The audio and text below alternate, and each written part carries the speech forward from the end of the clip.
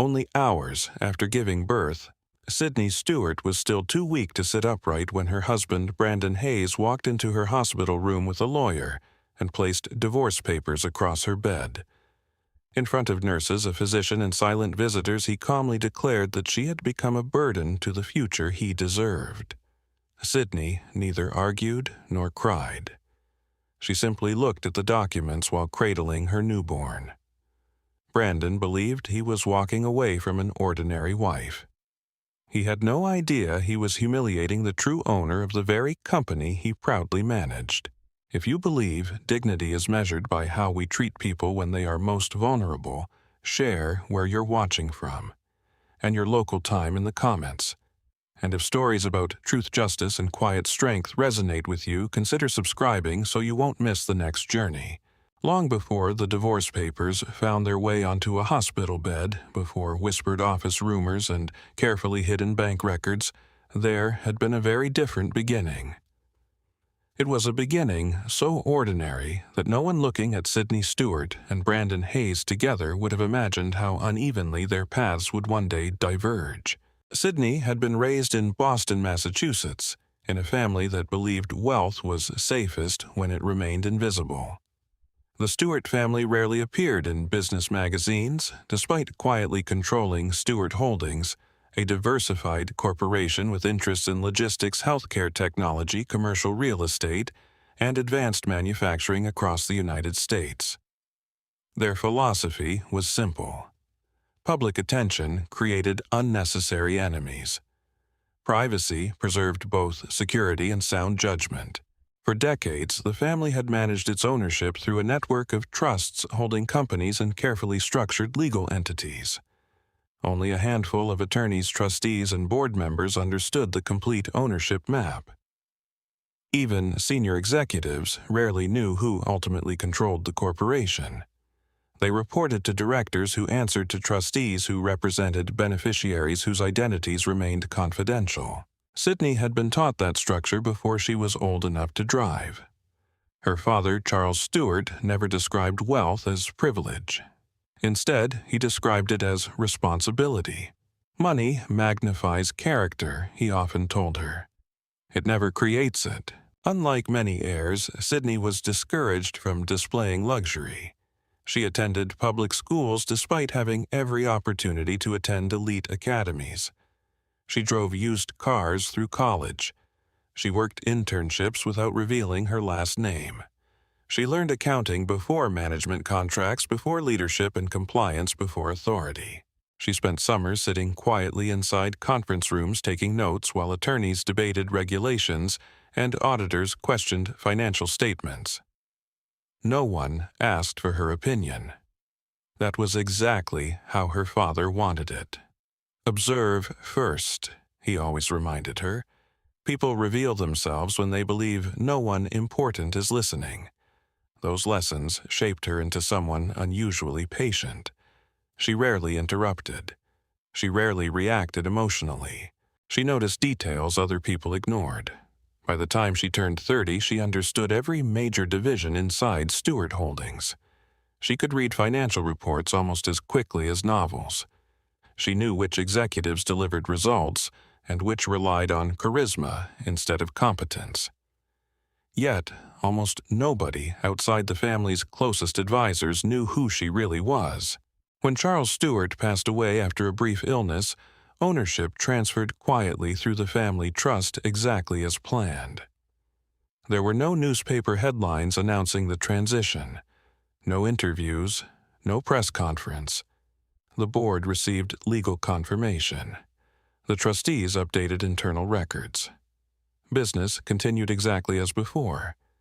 Sydney became the beneficial owner of Stewart Holdings without changing her daily routine. She preferred it that way. She believed that authority should be exercised carefully, not displayed. Years earlier, before inheriting everything, she had met Brandon Hayes under circumstances that seemed refreshingly uncomplicated. Brandon worked as a junior operations analyst for a regional manufacturing supplier that later became part of Stewart Holdings through acquisition. At the time, he was energetic, hardworking, and eager to prove himself. He came from a modest family in Ohio and often spoke proudly about wanting to build a life through determination rather than luck. That ambition attracted Sidney. He stayed late to finish projects. He volunteered for difficult assignments. He treated coworkers respectfully. Most importantly, he appeared completely uninterested in status. When they first met during a volunteer fundraising event supporting local children's hospitals, Brandon had no idea who Sidney's family was. She introduced herself simply as Sidney Stewart. The surname meant nothing to him. Their conversations felt natural. They laughed over burnt coffee served by volunteers. They argued playfully about baseball teams. They discovered they both enjoyed hiking classical music and quiet bookstores more than expensive restaurants. For nearly a year, Brandon believed Sidney worked as an ordinary financial consultant. She never corrected that assumption. Not because she intended to deceive him, but because her father had asked one thing of her. "If someone loves you," Charles had said gently one evening, "let him love you before he discovers everything else." Sidney promised she would. As their relationship grew stronger, Brandon often spoke about building a future based on trust. He said money should never define marriage. He insisted that respect mattered more than income. Sidney believed every word. When Brandon proposed, he did so during a weekend hiking trip overlooking the mountains of New Hampshire. There were no photographers, no extravagant diamond displayed for social media. Just a simple ring and an honest promise. Sidney accepted with quiet happiness. Before the wedding, Charles requested one private meeting with Brandon. The conversation lasted less than an hour. Charles never mentioned Stewart Holdings directly. Instead, he explained that the Stewart family valued humility and discretion above appearances. Brandon nodded respectfully. "I understand," he replied. "I'd rather earn my own success anyway." Charles left that meeting cautiously optimistic. After the wedding, Sidney continued living modestly despite having access to extraordinary wealth. The couple bought a comfortable suburban home rather than a mansion. They shared household responsibilities. They planned budgets together. To Brandon, it appeared they were building a normal middle-class life. What he never realized was that Sidney quietly paid off their mortgage through a family trust structured as an anonymous investment vehicle. Legally, everything remained transparent. Personally, everything remained invisible. Months later, Stewart Holdings acquired the company where Brandon worked. The acquisition created new opportunities.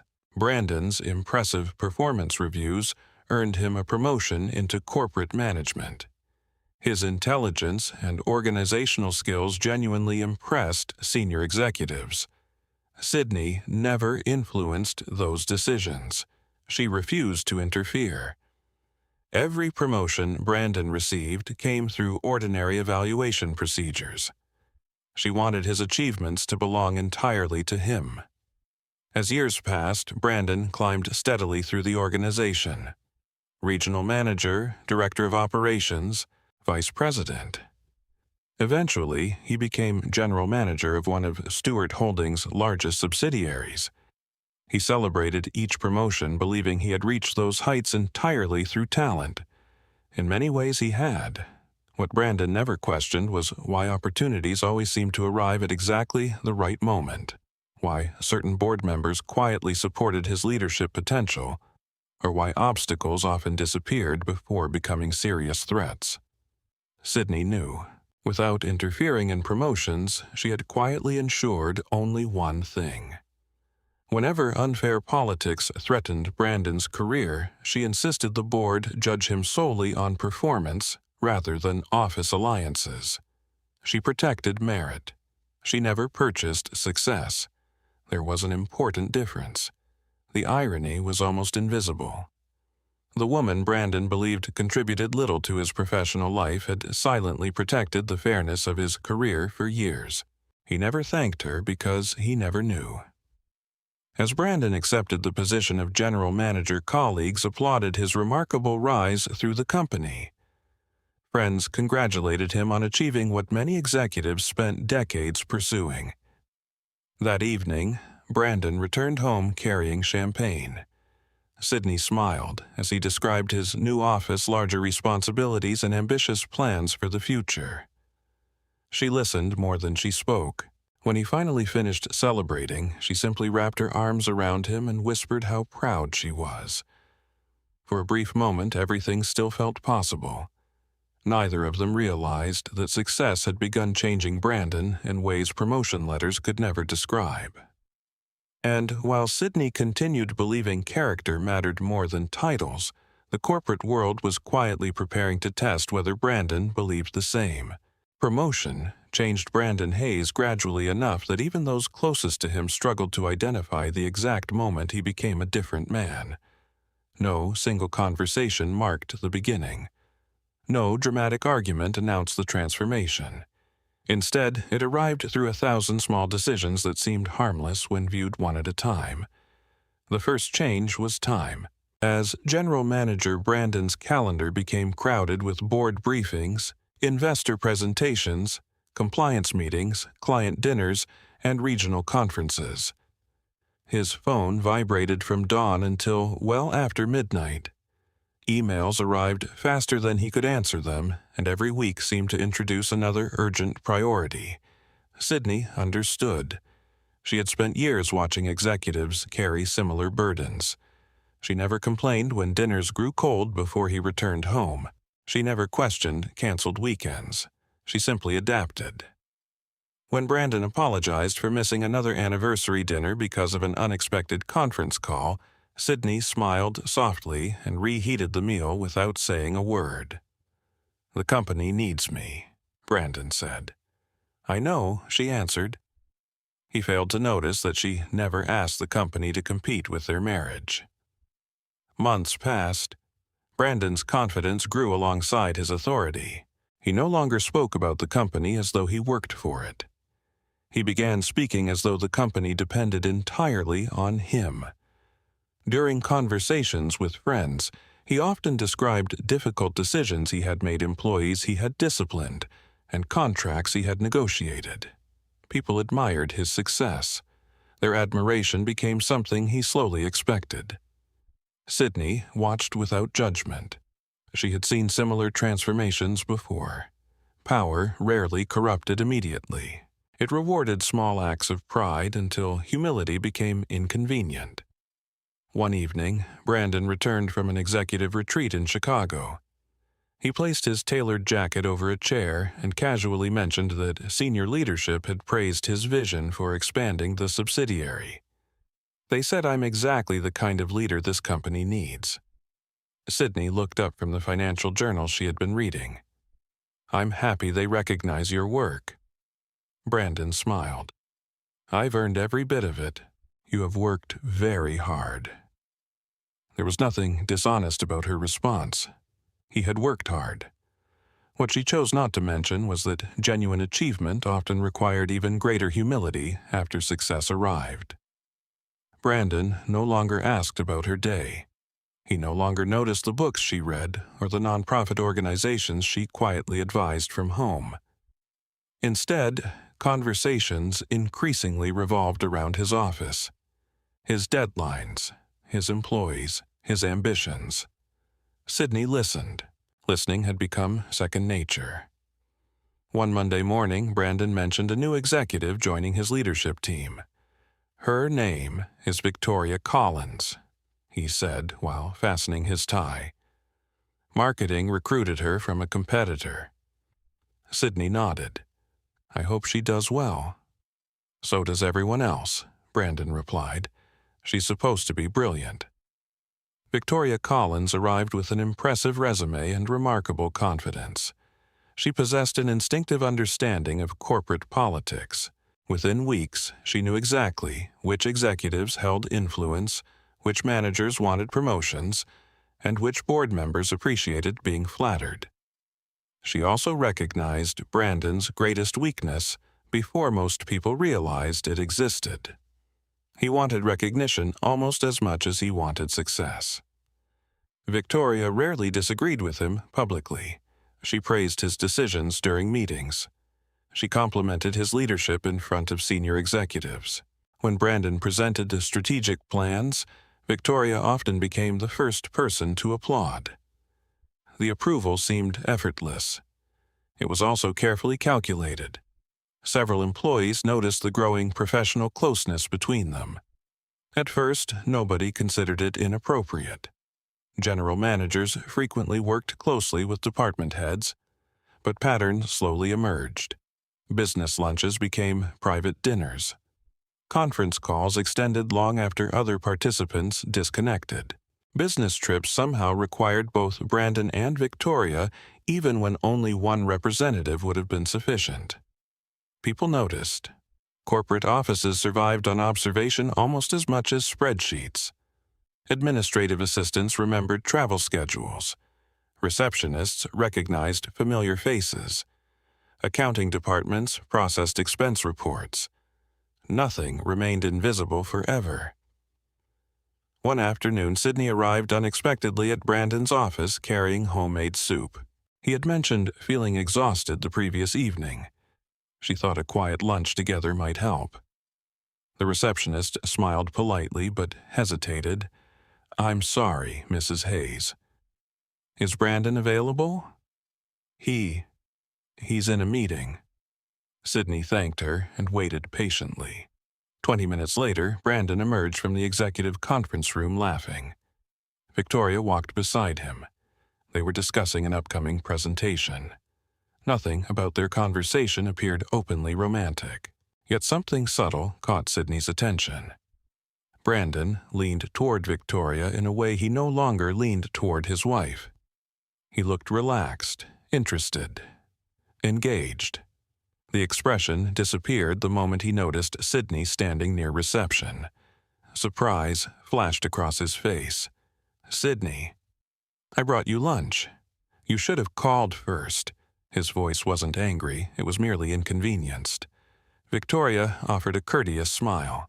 "You must be Sydney. Brandon speaks very highly of you." Sydney returned the smile. "It's nice to meet you." Victoria excused herself. Brandon accepted the container of soup. "I probably won't have time to eat until later." "That's all right. I have another meeting. I won't keep you." Their conversation lasted less than 2 minutes. On the drive home, Sydney replayed the encounter several times. She wasn't upset because Brandon had spoken with another woman. Executives worked together constantly. What unsettled her was something quieter. Brandon had looked embarrassed by his wife's presence. That feeling stayed with her. Weeks later, the company hosted a charity gala. For years, Brandon had always invited Sydney. This time, he explained that there were limited seats. "It'll mostly be clients." "I understand." The following morning, photographs from the event appeared on the company's internal newsletter. One image showed Brandon standing beside Victoria throughout the evening. Another captured them laughing during dinner. Employees had begun assuming she accompanied him officially. Sydney closed the laptop. She neither confronted Brandon nor searched his phone. Instead, she opened a leather notebook she had owned since college. Across the top of a blank page, she wrote the date. Below it, she recorded a simple observation: Corporate Gala. Victoria accompanied Brandon. No explanation provided. Nothing more, no accusations, no conclusions. Only facts. Days later, Brandon returned home unusually late. His explanation involved client entertainment. Sydney nodded. After he fell asleep, she reviewed the shared digital family calendar. The client dinner had never been scheduled. Again, she wrote only what she knew. Calendar inconsistency, no accusation, no emotion. Just another fact. As weeks became months, small inconsistencies accumulated. Late-night text notifications, weekend strategy sessions, flights extended by 1 extra day, expense reimbursements filed after unusual travel dates. Individually, none proved wrongdoing. Together, they formed a pattern. Sydney's experience reviewing corporate audits had taught her something invaluable. Major problems almost never began with dramatic evidence. They began with repeated irregularities. She quietly organized every observation: copies of public travel schedules, receipts Brandon accidentally left inside jacket pockets, corporate newsletters, public photographs. She stored each item inside clearly labeled folders. Everything remained perfectly legal. Everything came from ordinary records. She told no one. Even Ethan Parker, the Stewart family's longtime attorney, remained unaware of how carefully she had begun documenting events. Sydney still hoped she would never need any of it. Deep inside, she wanted every strange coincidence to have an innocent explanation. She wanted to discover that fatigue had made Brandon distant, that stress had changed his priorities temporarily, that Victoria was nothing more than an ambitious colleague. Hope, however, never prevented careful preparation. One rainy evening, Brandon forgot his tablet on the kitchen counter before leaving for an early meeting. It illuminated briefly with an incoming message. Sydney had no intention of opening it. She simply reached over to silence the screen before it woke him. The preview appeared automatically.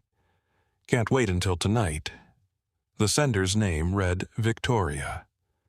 Sydney stared for only a second before the screen went dark. She did not unlock the device, she did not search further. Instead, she walked upstairs, opened her notebook, and wrote one more entry. Message preview observed. No further access. Evidence intentionally left untouched. She closed the notebook gently. Outside, rain tapped steadily against the windows. Inside the quiet house, Sydney understood something that Brandon still did not. Trust could survive uncertainty. It could even survive suspicion. But once respect began disappearing, the distance between two people became far more dangerous than any secret either of them was trying to keep. And somewhere inside Stewart Holdings, events had already begun moving toward a reckoning that neither Brandon nor Victoria could yet see. Spring arrived with gentle rain across Boston, but inside the Hayes household the season brought little comfort. A few weeks after discovering she was pregnant, Sydney Stewart stood alone in the guest bathroom, staring at two unmistakable lines on a pregnancy test. For several long moments she said nothing. She simply rested one hand against the countertop while the realization quietly settled into her heart. She smiled. Not because life had suddenly become easier, but because despite everything that had begun changing between her and Brandon, the child growing inside her represented something untouched by disappointment. That evening, she prepared Brandon's favorite dinner. She waited until dessert before telling him, "We're going to have a baby." For a brief moment, the man she had married seemed to return. His eyes widened. He laughed. He wrapped his arms around her. "Really?" Sydney nodded. "Really?" Brandon lifted her off the floor before remembering she was pregnant and quickly set her down again, both of them laughing softly. "I can't believe it," he whispered. Neither of them noticed how short that moment of pure happiness would become. During the first trimester, Brandon attended every medical appointment he could. He proudly carried ultrasound photographs in his wallet. He called his mother, Linda Hayes, with excitement. Linda cried openly over the phone. "My first grandchild," she said. "I've been waiting for this." For a while, the future looked promising. Then another promotion opportunity appeared. Although Brandon was already general manager, the board had begun discussing a possible restructuring that would create an executive vice president position overseeing multiple subsidiaries. It was not yet official, but ambitious executives immediately recognized what it could mean. The position would likely become the final step before becoming chief executive officer. Brandon threw himself into work with renewed intensity. He stayed later at the office. He traveled more frequently. His phone rarely left his hand. Sydney understood the pressure. She had watched corporate succession plans unfold many times before. Competition often became fiercest long before any official announcement. She never complained. Instead, she quietly adjusted her own routine around his increasingly unpredictable schedule. The pregnancy, however, refused to cooperate with careful planning. At 14 weeks, Sydney fainted while shopping for groceries. Doctors diagnosed dehydration combined with unusually low blood pressure. They advised additional monitoring and significantly reduced physical activity. "Nothing suggests the baby is in immediate danger," her physician explained calmly, "but this pregnancy should be considered high risk moving forward." Sydney accepted the news with quiet composure. She followed every instruction: more rest, regular examinations, careful nutrition, less stress whenever possible. Stress, unfortunately, had already become impossible to avoid. Brandon missed the next prenatal appointment because of a board presentation. He apologized afterward. "I'm sorry. I know work is important. I'll be at the next one." Sydney smiled. "I believe you." He genuinely intended to keep that promise, but the next appointment conflicted with a client visit. The one after that overlapped with an industry conference. Soon, months had passed. Brandon received updates through text messages rather than hearing the baby's heartbeat himself. One afternoon, Sydney sat alone inside the examination room while the ultrasound technician pointed toward the monitor. "There's your little one." The heartbeat echoed steadily through the room. Sydney wiped away a quiet tear, not because she felt lonely, because she wished Brandon could hear the sound in person instead of through another recording sent to his phone. That evening, she forwarded him the video. His reply arrived nearly 4 hours later. "Beautiful. Sorry I missed it. Long day." She stared at the message before setting the phone aside. There were no accusations forming inside her, only sadness. At Stewart Holdings, Victoria Collins had become nearly inseparable from Brandon during business hours.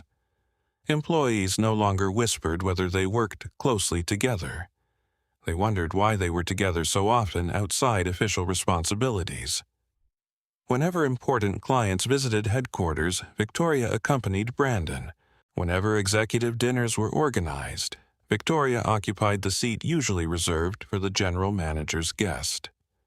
Publicly, everything remained professional. Privately, assumptions multiplied. Sydney learned about most events the same way ordinary employees did: company newsletters, press photographs, LinkedIn updates, corporate charity announcements. She noticed that Brandon stopped asking whether she wanted to attend company functions. Instead, he simply informed her that attendance would be impractical because of the pregnancy. "You should stay home and rest," she agreed each time. Rest was indeed important. Yet she also recognized another pattern. Victoria never seemed too busy to represent Brandon socially. One Saturday afternoon, Sydney opened the mailbox and found invitations addressed jointly to Brandon Hayes and Victoria Collins for an upcoming regional leadership gala. The envelopes had been delivered to the house by mistake instead of Brandon's office. She read nothing beyond the names. She simply placed the invitations neatly on Brandon's desk. When he discovered them that evening, his expression tightened. "These were mailed here accidentally." "I figured that. It's just easier for clients if Victoria attends." Sydney nodded. "Of course." He seemed almost disappointed that she had not argued. "I didn't mean anything by it." "I know." The conversation ended there. After Brandon went upstairs, Sydney opened the same leather notebook she had used for months. She wrote carefully. Joint invitations delivered to residents. Names listed as event representatives. No confrontation initiated. She closed the notebook once more. Her observations remained factual. Emotion had no place inside evidence. As summer approached, Sydney experienced another complication. Persistent abdominal pain required overnight observation at the hospital. Doctors managed to stabilize both mother and baby, but the warning became more serious. "You need to avoid unnecessary emotional stress," her obstetrician said. Sydney almost smiled at the irony. Stress could not always be scheduled conveniently. Brandon arrived nearly 3 hours after receiving the call. He looked exhausted. "I'm sorry." "I know. I was in a meeting." Sydney believed him. She also noticed Victoria's name flashing briefly across his phone before he silenced it. She said nothing. Silence, however, did not mean blindness. Over the following weeks, Sydney began organizing documents with greater precision. She created digital folders protected by encryption. One contained publicly available corporate communications. Another stored copies of financial statements connected to their household accounts. A third contained travel schedules, receipts, and expense reports that Brandon routinely left among ordinary paperwork. Everything had been obtained legally. Nothing involved invading passwords or private devices. Years spent studying corporate compliance had taught Sydney exactly where legal boundaries existed. She never crossed them. Late one evening, while reviewing their monthly finances, she noticed several unusually expensive restaurant charges appearing on the shared credit card. The dates matched evenings Brandon had claimed to be attending executive strategy sessions.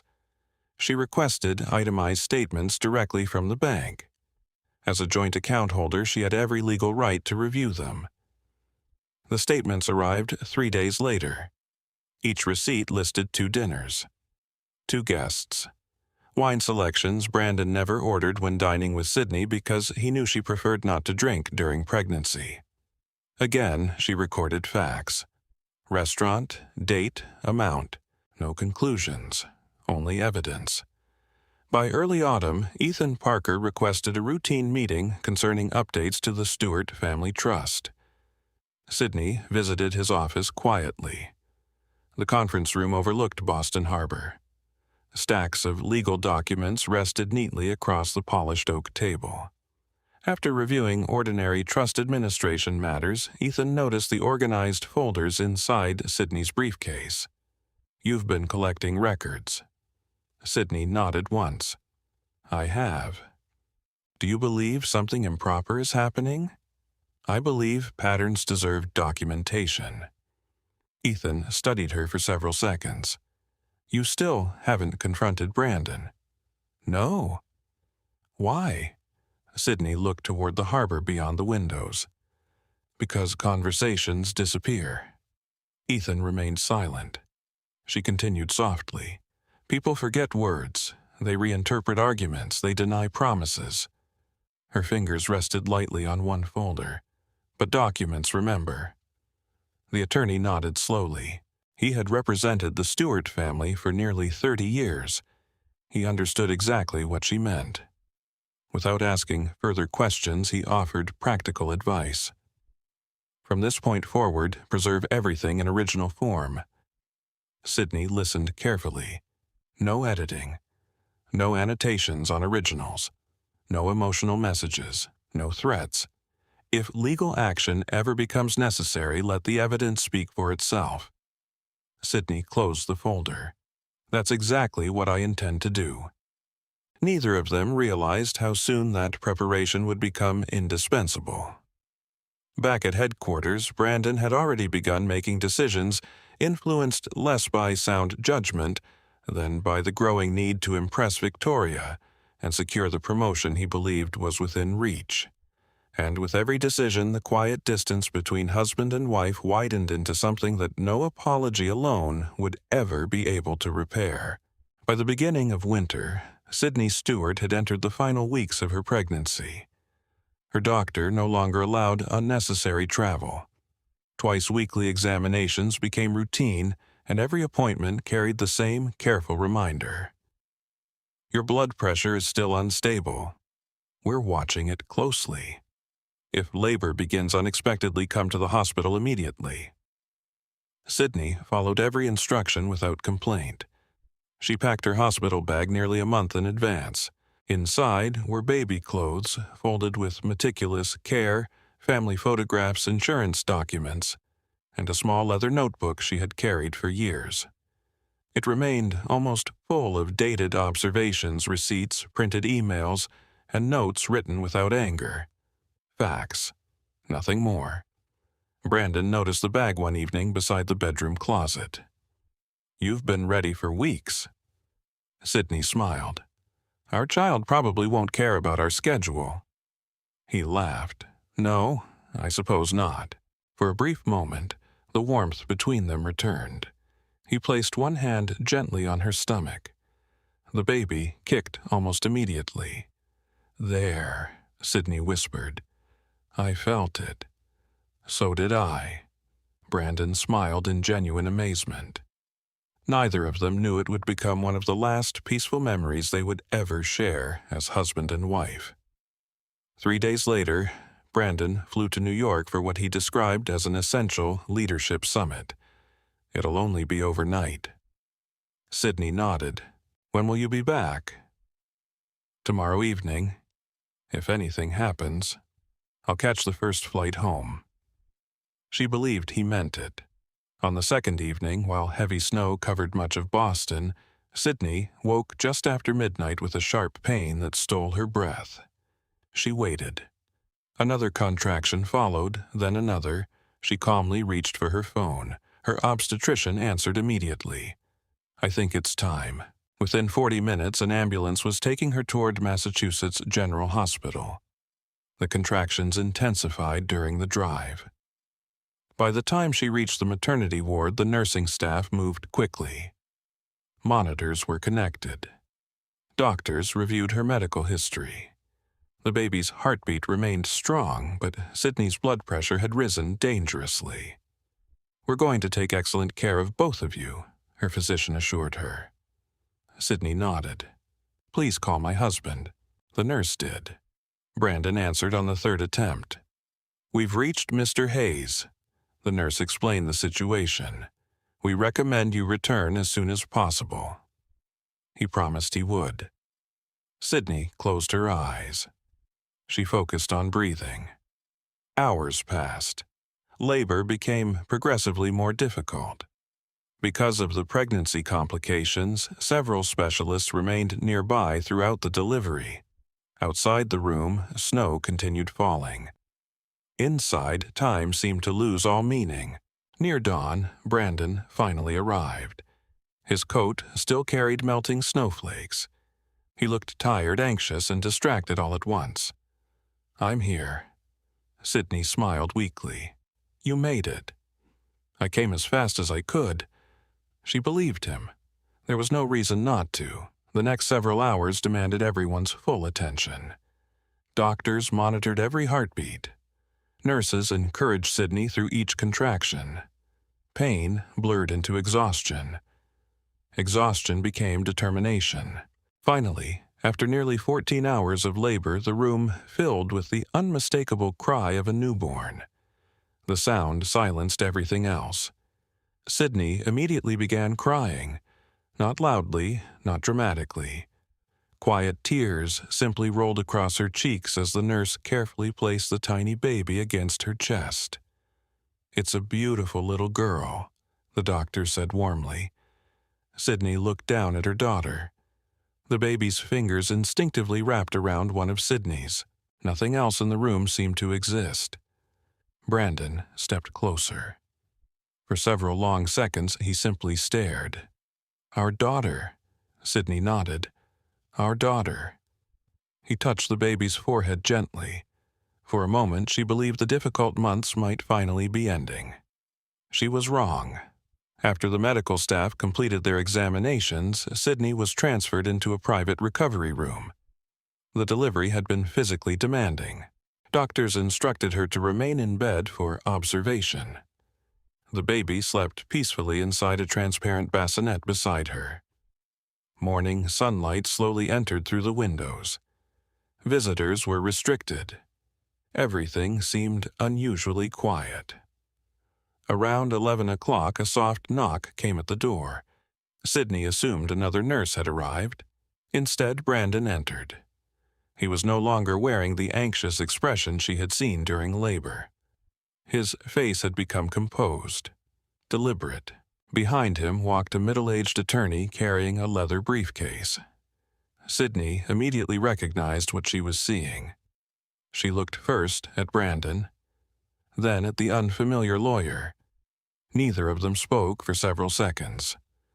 Finally, Brandon closed the door. "I won't keep you long." Sydney remained silent. The attorney opened the briefcase and carefully removed several documents. He placed them across the movable hospital table. Sydney read only the title on the first page, Petition for Dissolution of Marriage. She slowly looked back at Brandon. He avoided her eyes. "I've already signed." The room seemed impossibly still. Outside, distant footsteps echoed through the hallway. Inside, only the quiet breathing of their newborn daughter could be heard. Sydney spoke first. "When did you decide?" Brandon inhaled slowly. "A while ago. And today seemed appropriate. I didn't want to delay any longer." His tone remained calm, almost rehearsed. "I think it's better for everyone if we move forward honestly." Sydney lowered her eyes toward the documents. She turned only the first page. Nothing else. The attorney spoke carefully. "Mrs. Hayes, these papers acknowledge service. Signing does not indicate agreement with the petition." Sydney nodded once. "I understand." Brandon finally met her eyes. "I've met someone else." Sydney remained completely still. "I assumed that." He seemed surprised. "I didn't want to keep lying." She said nothing. Brandon continued, "Victoria and I," he hesitated, "we're planning a future together." Sydney listened without interruption. "I've changed." "I know. I don't think we're compatible anymore." "I understand." Her calmness unsettled him more than anger would have. "You aren't going to argue?" Sydney looked toward the sleeping baby. "No." "You're not going to ask me to reconsider?" "No." "Why?" After several quiet seconds, she answered, "Because decisions made long ago rarely change in one conversation." The attorney remained respectfully silent. Brandon shifted uncomfortably. "I'll provide child support." Sydney nodded. "I expect you will." "I'll make sure you're financially secure." That sentence lingered in the room. Financially secure. If anyone else had spoken those words, they might have sounded generous. To Sydney, they simply revealed how little Brandon truly understood about the woman he had married. He believed she depended entirely upon him. He believed he had become the provider. He believed the company under his management represented the source of that security. The narrator already knew what Brandon did not. Every paycheck he had proudly earned had originated from a business ultimately owned by the woman lying quietly before him. Sydney reached for the pen resting beside the documents. The attorney immediately clarified, "This only acknowledges receipt." "I know." Without reading further, she signed the acknowledgement of service. Nothing more. She returned the pen. Then she looked toward the attorney. "I have 2 requests." "Of course." "I'd like written confirmation that all future communication regarding the divorce be directed through legal counsel." "Certainly." "And I'd like the hospital to preserve today's surveillance recordings covering this floor." For the first time, Brandon frowned. "Why?" Sydney answered calmly. "Because today's events occurred here." "Do you think I'm hiding something?" "No." "Then why preserve the footage?" She folded her hands quietly over the blanket.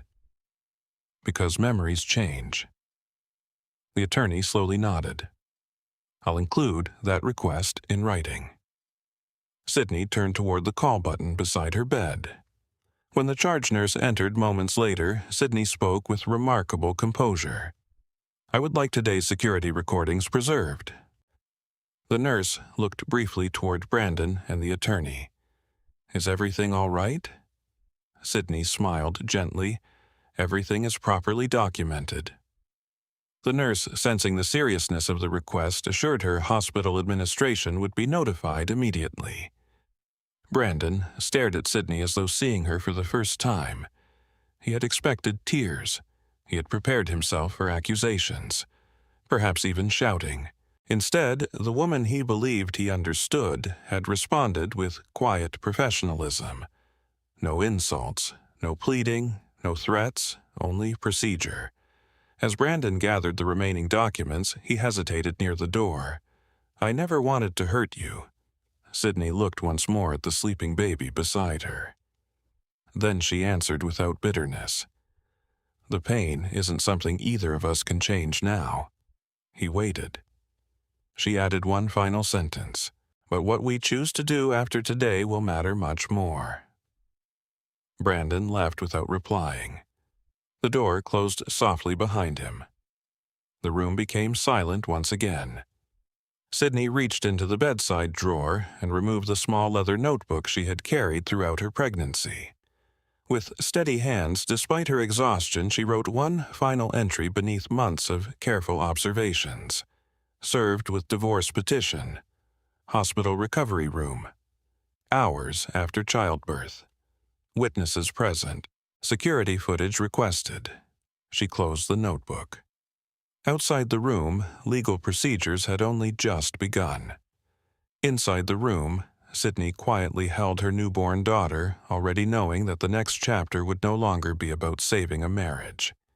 It would be about allowing the truth to reveal itself patiently, lawfully, and at exactly the right time. The morning Sydney Stewart was discharged from the hospital, Boston wore the muted colors of late winter. Snow still rested along sidewalks, though the streets had been cleared before sunrise. Nurses wheeled new mothers toward waiting cars, while families gathered blankets, flowers, and tiny bags of baby clothes. The maternity ward, which only days earlier had echoed with Brandon Hayes' carefully rehearsed announcement that their marriage was over, had already returned to its ordinary rhythm. Life moved forward. Hospitals always did. Sydney sat quietly near the window of her private room, her daughter sleeping peacefully in a carrier beside her. The divorce papers rested inside a plain manila envelope on the table. She had not opened them again. Not because she feared what they contained. She already understood enough. Legal language rarely changed the reality of human choices. A gentle knock interrupted the silence. "Come in." The door opened, revealing Ethan Parker. For more than 30 years, Ethan had served as lead counsel for the Stewart family.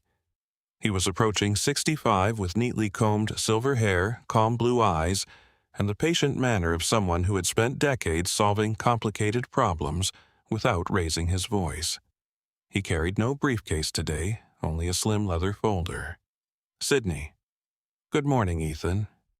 His eyes briefly rested on the sleeping baby. "She's beautiful." Sydney smiled softly. "I think so too." Ethan pulled a chair beside her bed. "I came as soon as I received your message."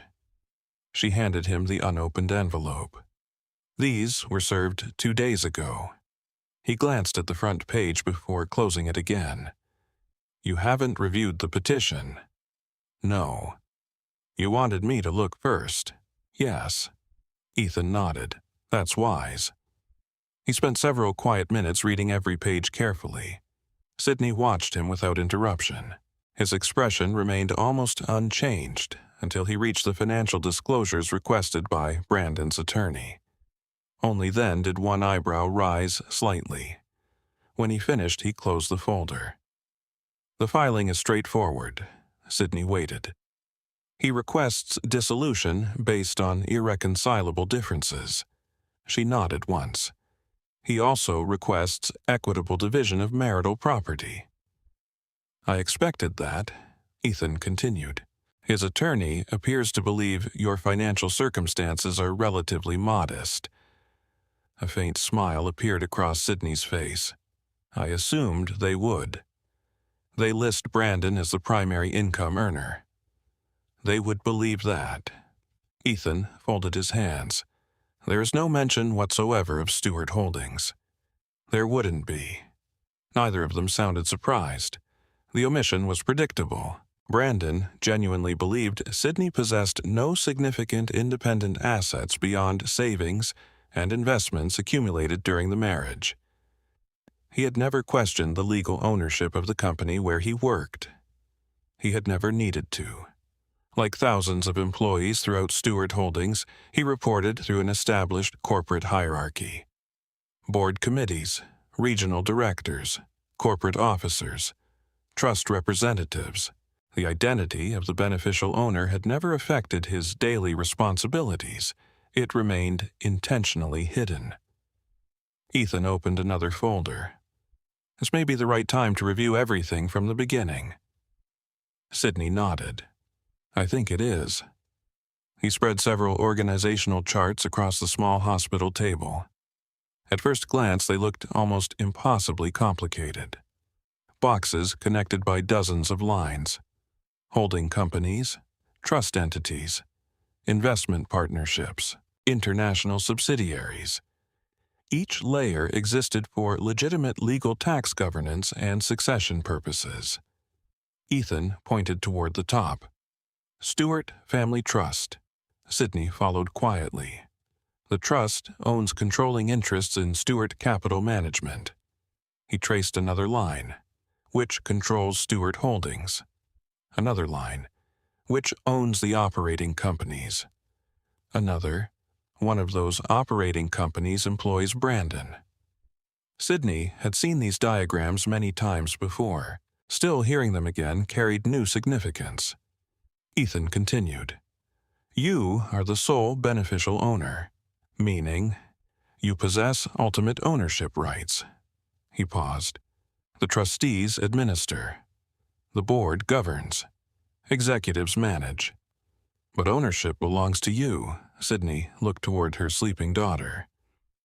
My father wanted this structure because he believed businesses should survive personalities. Exactly. Ethan smiled faintly. Charles Stewart often said that no executive should ever mistake management for ownership. The irony settled quietly between them. Brandon had done precisely that. Not because anyone had lied to him, because he had simply stopped asking questions once success arrived. Ethan turned another page. The board knows the beneficial owner exists. They simply don't know who. Correct. They receive instructions through the trust. Sydney nodded. As designed. The confidentiality provisions remain legally enforceable. He removed one final document. Only 7 people currently know your identity. Sydney counted silently. The trustees. The board chair. You. My father knew. Ethan looked at her gently. And now your daughter will one day. Sydney lowered her eyes. If she chooses. Silence lingered for several moments. Finally, Ethan asked the question that had remained unspoken. What would you like to do? Sydney answered almost immediately. Nothing. He waited. At least, not yet. You don't want to notify Brandon? No. The board? Not yet. You understand, we could stop this divorce from becoming public very quickly. I know. And we could remove Brandon from his position immediately if evidence supports misconduct. Sydney folded her hands. Does evidence support that today? Ethan considered carefully. Not yet.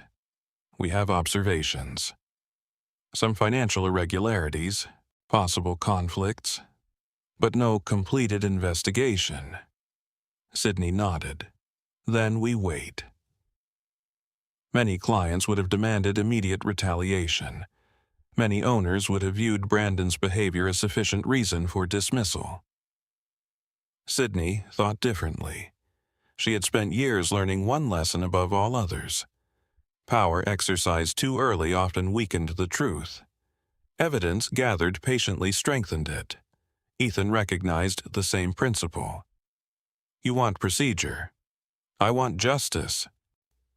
They aren't always the same. No. But justice without procedure rarely survives. He smiled quietly. Your father would agree. Later that afternoon, Ethan drove Sydney and the baby home. The house felt strangely unfamiliar despite containing everything she had carefully arranged for their child. A nursery painted soft cream. A rocking chair beside the window. Books already waiting on neatly organized shelves. Brandon's belongings remained exactly where he had left them. His suits still hung inside the master bedroom closet. His watches rested inside the dresser drawer. His coffee mug remained beside the kitchen sink. Nothing suggested a marriage had ended. Only the silence had changed. Before leaving, Ethan stopped near the front door. I've already instructed our litigation team. Sydney looked up. They will respond to Brandon's attorney. No direct communication. None. And the surveillance footage. The hospital preserved everything.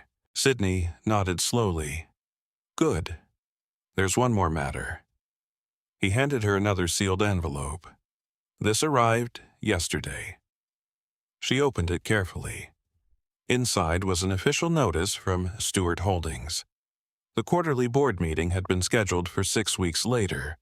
Routine agenda items filled most of the document. Executive performance reviews, financial reports, strategic planning. Nothing unusual, except one confidential attachment, potential executive restructuring.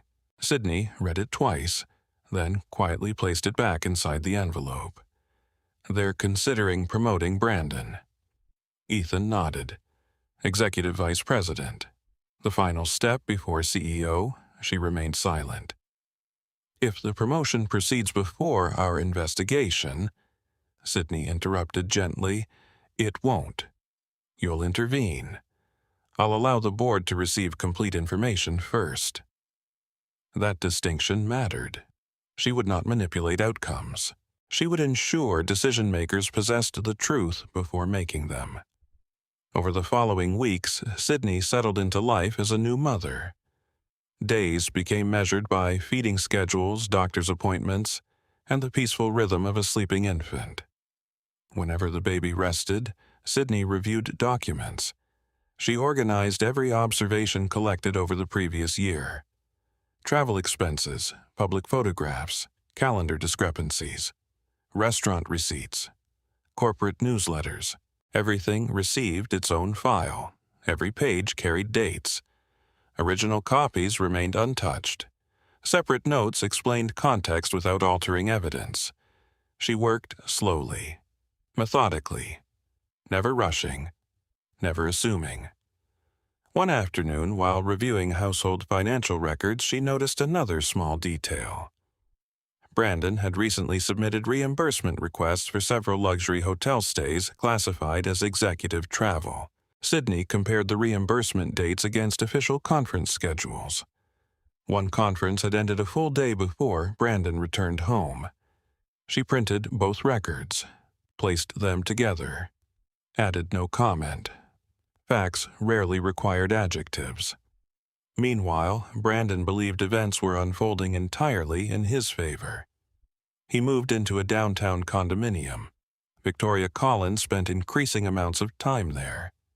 His attorney informed him the divorce appeared likely to proceed smoothly. Executives congratulated him privately on rumors surrounding the upcoming promotion. The future looked increasingly secure. He never imagined another team of attorneys, accountants, compliance specialists, and corporate investigators had quietly begun reviewing years of internal records. Not because Sydney had demanded revenge, because the legal process required facts before conclusions. Every request submitted by Ethan's office carried proper authorization. Every financial review followed established governance policies. Every document collected remained within ordinary corporate procedure. Nothing extraordinary had happened. Yet. The most dangerous investigations were often the quietest ones. Weeks later, after placing her daughter down for an afternoon nap, Sydney stood alone beside the nursery window. Snow had begun melting across the neighborhood. The first signs of spring appeared beneath bare trees. She thought briefly about Brandon, not with anger, not with hatred, only with sadness. He still believed he had walked away from an ordinary woman who depended on his success. He still believed the company represented the source of his future. He still believed ownership belonged to people who occupied the largest offices. Soon enough, documents, not emotions, would begin teaching him otherwise. Nearly 6 weeks passed after Sydney Stewart returned home from the hospital. To the outside world, life appeared to have settled into an orderly routine. Brandon Hayes had moved into a luxury condominium overlooking Boston Harbor. His social media accounts remained carefully curated, showing photographs of business dinners, charity functions, and industry conferences. Although he never publicly announced his relationship with Victoria Collins employees throughout Stewart Holdings, no longer questioned whether they were together. They simply assumed they were. Sydney, meanwhile, disappeared almost completely from public view. Most people believed she was doing what any new mother would do recovering from childbirth while caring for her infant daughter. That assumption suited her perfectly. The fewer people watching her, the easier it became to observe everyone else. Each morning began the same way. She fed her daughter, read quietly while the baby slept, reviewed legal correspondence from Ethan Parker, organized new documents inside the growing collection of evidence stored in a locked cabinet in her study. Nothing about her days resembled revenge. They resembled preparation. One Monday morning, Ethan arrived carrying 3 neatly organized binders. "I thought you'd want to review these personally." Sydney invited him into the study while the baby slept upstairs. The binders contained the first results from the internal compliance review that had quietly begun weeks earlier. Every document had been obtained through routine corporate procedures. No special authority had been exercised. No investigation had been announced. Compliance officers simply performed the kind of periodic reviews that large corporations regularly conducted. Sydney opened the first binder. Expense approvals, travel authorizations, vendor contracts, purchase orders. Everything appeared ordinary until patterns began emerging. Ethan pointed toward several highlighted pages. "Notice the approval sequence." Sydney studied them carefully. Nearly every unusually expensive marketing contract carried identical authorization signatures. Victoria Collins, Brandon Hayes. Then automatic financial approval through delegated authority. What about competitive bidding? Ethan turned another page. Missing. Sydney looked up. No alternative proposals. None attached. Was bidding required for contracts above this value? Yes. Sydney remained silent. Failure to obtain competitive bids did not automatically prove misconduct. There could be legitimate exceptions. Emergency procurement, sole source agreements, unique vendor qualifications. What mattered was whether documentation justified those exceptions. She flipped through each file carefully. The explanations remained surprisingly vague: strategic alignment, time sensitivity, executive discretion, general language. Very little supporting detail. Ethan watched her expression. "What do you think?" "I think conclusions would be premature." He smiled faintly. "I expected that answer." Sydney continued reading. The second binder contained travel reimbursements. Several executive conferences appeared entirely legitimate. Others raised subtle questions. One marketing summit in Miami officially lasted 3 days. Victoria's reimbursement covered exactly 3 days. Brandon's covered 5. Another conference in Seattle showed nearly identical discrepancies. Sydney compared airline receipts, hotel invoices, meeting schedules. Nothing individually proved inappropriate. Together they formed another pattern. She placed colored tabs on several pages. No assumptions, she reminded herself quietly. Only observations. Ethan nodded approvingly. The third binder proved more interesting. Internal email archives. not personal messages. Only business communications preserved under corporate retention policies. Compliance officers had reviewed them while examining procurement decisions. One email from Victoria caught Sydney's attention. Brandon, I've already spoken with Horizon Strategic. They'll adjust the proposal to fit your approval limits. That way we won't have to involve procurement again. She read the message twice, then continued. Brandon's reply followed only minutes later. Perfect. The fewer delays, the better. Sydney closed the binder gently.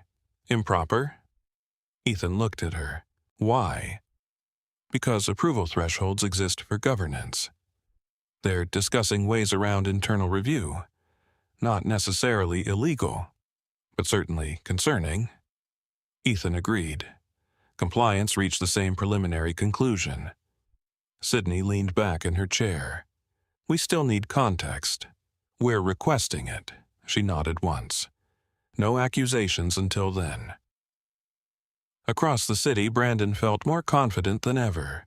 His quarterly performance report had exceeded expectations. Revenue had increased. Operational costs had decreased. Shareholder returns appeared strong, at least on paper. During a leadership meeting, Board Chair Margaret Ellis congratulated several executives. Excellent quarter, everyone. Brandon accepted the praise with visible satisfaction. Victoria smiled from across the conference table. After the meeting ended, she caught up with him in the hallway. I told you everything would work out. Brandon laughed. You usually do. Promotion announcement has to be close. I think so. Victoria slipped her arm through his briefly as they entered the executive elevator.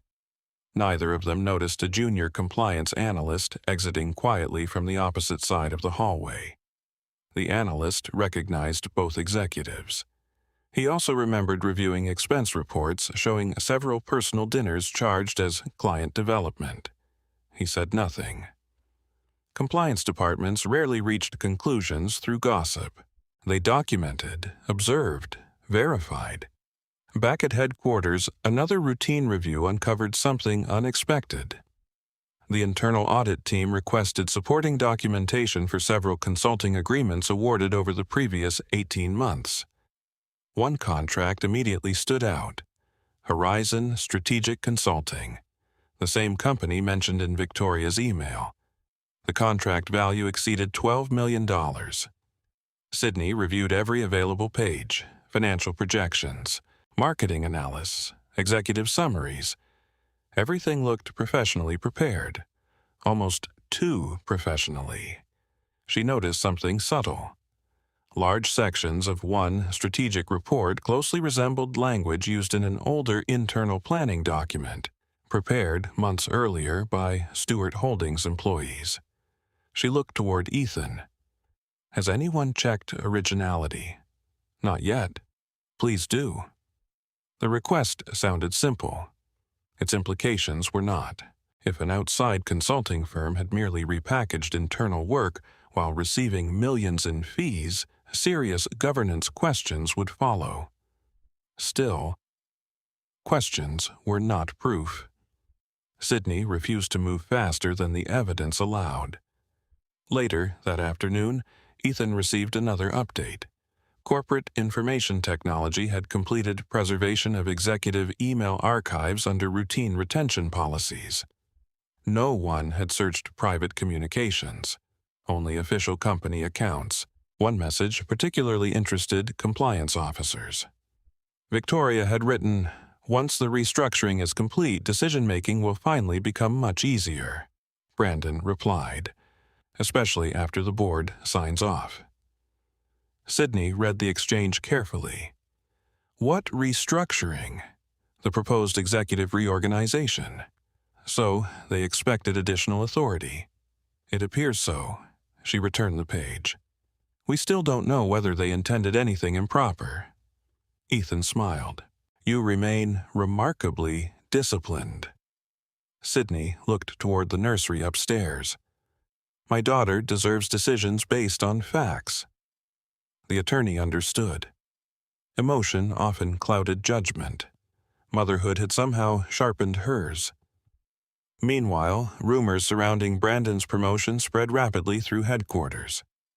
Employees discussed possible organizational changes over coffee. Some believed he would become executive vice president.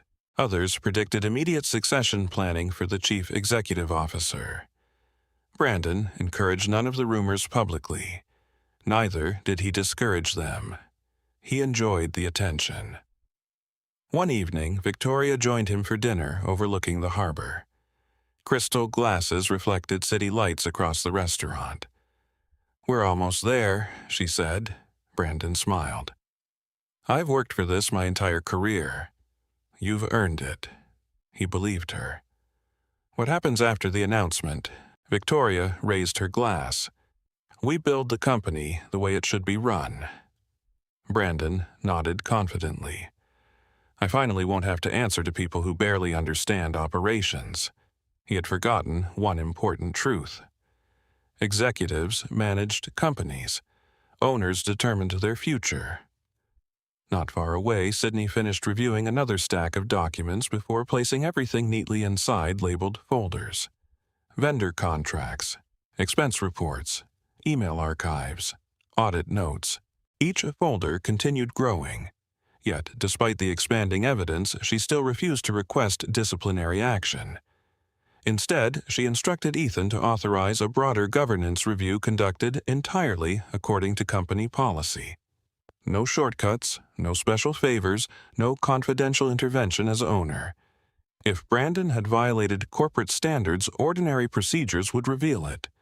If he had not, the investigation would say so. Either outcome deserved fairness. Several days later, the compliance department submitted another preliminary memorandum. This time, the findings extended beyond procurement. Multiple employees had reported feeling pressured to approve unusually expedited marketing expenditures without normal review. No formal complaints had been filed. Most feared retaliation. Sydney read every interview summary. Anonymous, professional, carefully documented. One operations manager stated, "It sometimes feels as though decisions are already made before meetings begin." Another wrote, "Questions about vendor selection are discouraged." Still, another observed, "Normal approval processes seem less important than executive preferences." Sydney closed the report. Patterns, not conclusions. Yet the patterns continued multiplying. Late that evening, after rocking her daughter to sleep, Sydney stood quietly beside the nursery window. The city skyline glowed faintly beyond the trees. Somewhere across Boston, Brandon was likely celebrating another successful quarter. He believed his career had never looked brighter. He believed every important door stood open before him. He never imagined that behind those same doors, compliance officers, auditors, governance specialists, and corporate attorneys were patiently assembling a picture far more complete than anything he had ever seen. The investigation still had no villains, only unanswered questions. But unanswered questions, when supported by documents instead of rumors, had a way of becoming impossible to ignore. And the quarterly board meeting that Brandon anticipated as the greatest achievement of his career was drawing closer with every passing day. The quarterly board meeting was now less than 3 weeks away. Inside, Stewart Holdings executives focused on forecasts, budget revisions, and strategic planning presentations. To most employees, it was another ordinary cycle of corporate governance. Financial reports would be reviewed. Long-term investments would be discussed. Department leaders would defend their quarterly performance. Very few people understood that another process was unfolding quietly beneath those routine preparations. The Corporate Compliance Office had expanded what began as an ordinary procurement review into a broader governance assessment. No accusations had been made. No disciplinary notices had been issued. The work remained confidential, exactly as company policy required. Sydney Stewart insisted it remain that way. One rainy Tuesday morning, Ethan Parker arrived with another secure file. This one was noticeably thicker than the previous binders. He placed it carefully across the conference table in Sydney's home office. The forensic accountants finished their preliminary review. Sydney poured 2 cups of coffee before sitting down. What did they find? Ethan opened the file. They're concerned. Sydney waited, not because they found one major violation. He slid several pages toward her, because they found dozens of small irregularities. She began reading. Individually, every issue appeared relatively minor: an unusually expensive consulting agreement, a marketing contract approved without competitive bidding, several emergency procurement exceptions, consulting invoices paid unusually quickly, travel reimbursements processed outside normal review schedules. None alone justified serious disciplinary action. Together, however, they painted a picture of weakening internal controls. Sydney underlined nothing. She simply continued reading. One spreadsheet immediately caught her attention. It compared procurement activity before Brandon became general manager with procurement activity during the past 18 months. Average vendor competition had declined. Executive exception requests had nearly doubled. Marketing expenditures had increased by almost 38%. Independent review requirements had steadily decreased. Sydney looked up. Were revenues increasing enough to justify this? Ethan nodded. Yes. So, profitability hides inefficiency. Exactly. She remained thoughtful. Successful financial results often concealed governance problems. A company could earn excellent profits while gradually weakening the systems designed to protect it. That possibility concerned her more than short-term financial performance. She turned another page. The forensic accounting team had analyzed vendor relationships. One name appeared repeatedly: Horizon Strategic Consulting. Again. Sydney asked quietly, "Background investigation." Ethan handed her another report. Horizon was incorporated only 3 years ago. Who owns it? A holding company. And behind that, another holding company. Sydney continued reading. Finally, the ownership trail ended. One individual possessed a minority interest: Michael Collins. She paused. Relationship. Ethan answered immediately. Victoria Collins's older brother. Neither of them spoke for several moments. The information changed everything, not because family relationships automatically proved misconduct. They did not. But Stewart Holdings required executives to disclose conflicts of interest involving close relatives. Sydney flipped directly to the Corporate Governance Handbook. Section 8.4. Disclosure of related party relationships.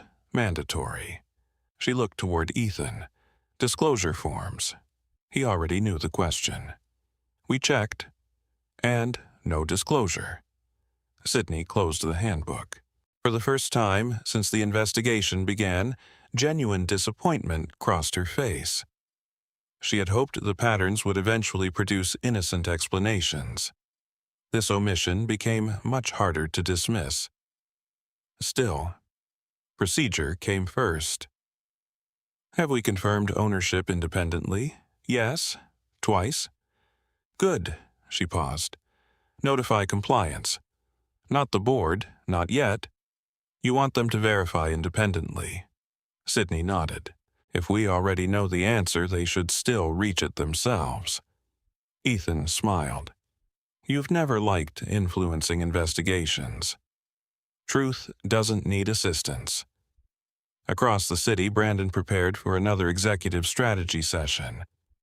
Victoria entered his office carrying several presentation folders. I updated the marketing projections. He accepted them. They look good. She leaned against the conference table. Have you heard anything from the board? Nothing official. I've heard restructuring discussions are almost finished. Brandon smiled. So have I. Victoria laughed. I hope they finally eliminate all the unnecessary approval layers. Brandon nodded. Sometimes it feels like this company was designed by lawyers instead of business people. Ironically, that statement was not entirely wrong. Many governance procedures had indeed been designed by lawyers, including Charles Stewart decades earlier. He believed businesses survived because systems restrained individual ambition. Brandon increasingly viewed those same systems as obstacles. Back inside Sydney's office, another report demanded attention. The Information Security Department had completed its preservation of executive communications. Again, investigators reviewed only company-owned systems. Personal devices remained untouched. The report summarized communication frequency rather than private content. Sydney noticed something unusual. During several weekends when Brandon claimed to be attending regional client meetings, nearly all company email activity ceased after Friday evening. Yet Brandon and Victoria exchanged dozens of internal messages throughout those same weekends. Ethan clarified. They were using company accounts. For business. Possibly. Sydney studied the timestamps. Messages exchanged after midnight. Before 6 in the morning. Throughout Sundays. Again, not proof, only another pattern. She placed the report inside a growing folder labeled Communication Analysis. Later that afternoon, Compliance Director Rebecca Lawson requested a confidential meeting with Ethan. Sydney chose not to attend. She wanted investigators free to express independent conclusions without feeling influenced by ownership. Afterward, Ethan returned with detailed notes. Rebecca believes formal interviews should begin. Sydney listened carefully. Who first? Procurement. Internal audit. Finance. No executives initially. Sydney nodded approvingly. That's appropriate. What about Brandon? Only after documentary evidence is complete. Sydney looked toward the nursery where her daughter slept peacefully. People deserve opportunities to explain. Even now, especially now. Several days later, Procurement Manager Daniel Foster sat down with compliance investigators. The interview lasted nearly 3 hours. He described repeated requests to accelerate approvals for Horizon Strategic Consulting. Who requested the exceptions? Usually Victoria. Who authorized them? Ultimately Brandon. Were procedures followed? Sometimes. And when they weren't, Daniel hesitated. I was told executive priorities required flexibility. Compliance documented every answer carefully. No opinions, only testimony. The following day, Internal Audit Manager Lisa Moreno participated in another interview. She confirmed that several recommendations for additional procurement review had never reached the audit committee. Why not?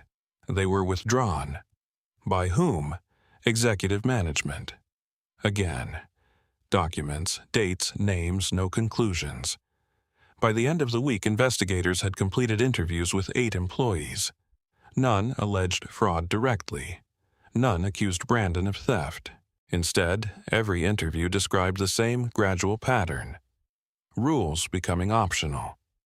Questions becoming unwelcome. Approvals becoming increasingly centralized. Governance weakening. Meanwhile, Brandon noticed nothing unusual. Compliance interviews occurred regularly inside companies the size of Stewart Holdings. He assumed another routine audit was underway. His attention remained focused elsewhere. Promotion, board presentations, future expansion plans. Victoria remained equally confident. One evening, she arrived at Brandon's condominium carrying takeout from his favorite Italian restaurant. You've been working too hard. So have you, she smiled. It'll all be worth it. Brandon believed that completely. Over dinner, they discussed the executive restructuring proposal. What would you change first? Victoria asked. Brandon answered without hesitation. I'd streamline decision-making. Meaning, too many committees, too many approvals, too much oversight. Victoria laughed softly. I couldn't agree more. Neither realized that the oversight Brandon criticized had quietly begun examining many of his own decisions. The following Monday, Ethan received an encrypted email from Rebecca Lawson. Subject: Governance Review Stage 1 complete. He printed the executive summary and drove directly to Sydney's home. She read every page slowly. The conclusion remained measured. No findings of financial misappropriation. No evidence of direct embezzlement. However, significant governance concerns requiring immediate board review. Repeated failures to disclose potential conflicts of interest. Procurement control weaknesses. Executive override practices. Recommendations expand investigation. Preserve additional electronic records. Notify audit committee before executive restructuring decisions proceed. Sydney placed the summary back onto the table. They're following procedure. Ethan smiled. They're doing exactly what your father designed the system to do. She looked quietly toward the window. Rain fell steadily across the garden. My father always believed strong companies shouldn't depend on honest people. Ethan nodded. They should depend on systems capable of discovering dishonesty. Sydney folded the report carefully. Then let's trust the system. The board meeting now stood only days away. Brandon believed he was walking toward the greatest promotion of his career. Sydney knew something different. She knew that before any promotion could be considered another group of people, directors with legal responsibilities to the corporation would soon receive a file containing hundreds of pages assembled patiently through audits, interviews, financial analysis, procurement reviews, and documented facts. Not accusations. Facts. And facts once placed before a board of directors possessed a quiet power that ambition alone could never overcome. 10 days remained before the quarterly board meeting. For Brandon Hayes, every hour seemed to confirm that his future had already been decided. Senior executives sought his opinion more frequently than before. Department heads copied him on strategic discussions that previously bypassed his office. Even long-serving managers who had once challenged his proposals now appeared noticeably more accommodating. Success had a way of changing how people behaved. Brandon interpreted those changes as respect. The narrator understood that many of them were simply waiting to see which direction power would move next. One Monday morning, Brandon arrived at headquarters earlier than usual. His executive assistant, Melissa Grant, greeted him with a stack of folders. "Good morning." "Morning. You've been invited to lunch with Margaret Ellis." Brandon looked up. The board chair. Melissa nodded. 1 o'clock. His heartbeat quickened slightly. Margaret Ellis rarely met executives individually, unless discussing significant organizational matters. Brandon thanked her and carried the folders into his office. As he closed the door, he allowed himself a quiet smile. This is it, he thought. Across town, Sydney Stewart was beginning her own morning in a far different environment. Her daughter had slept peacefully through most of the night for the first time.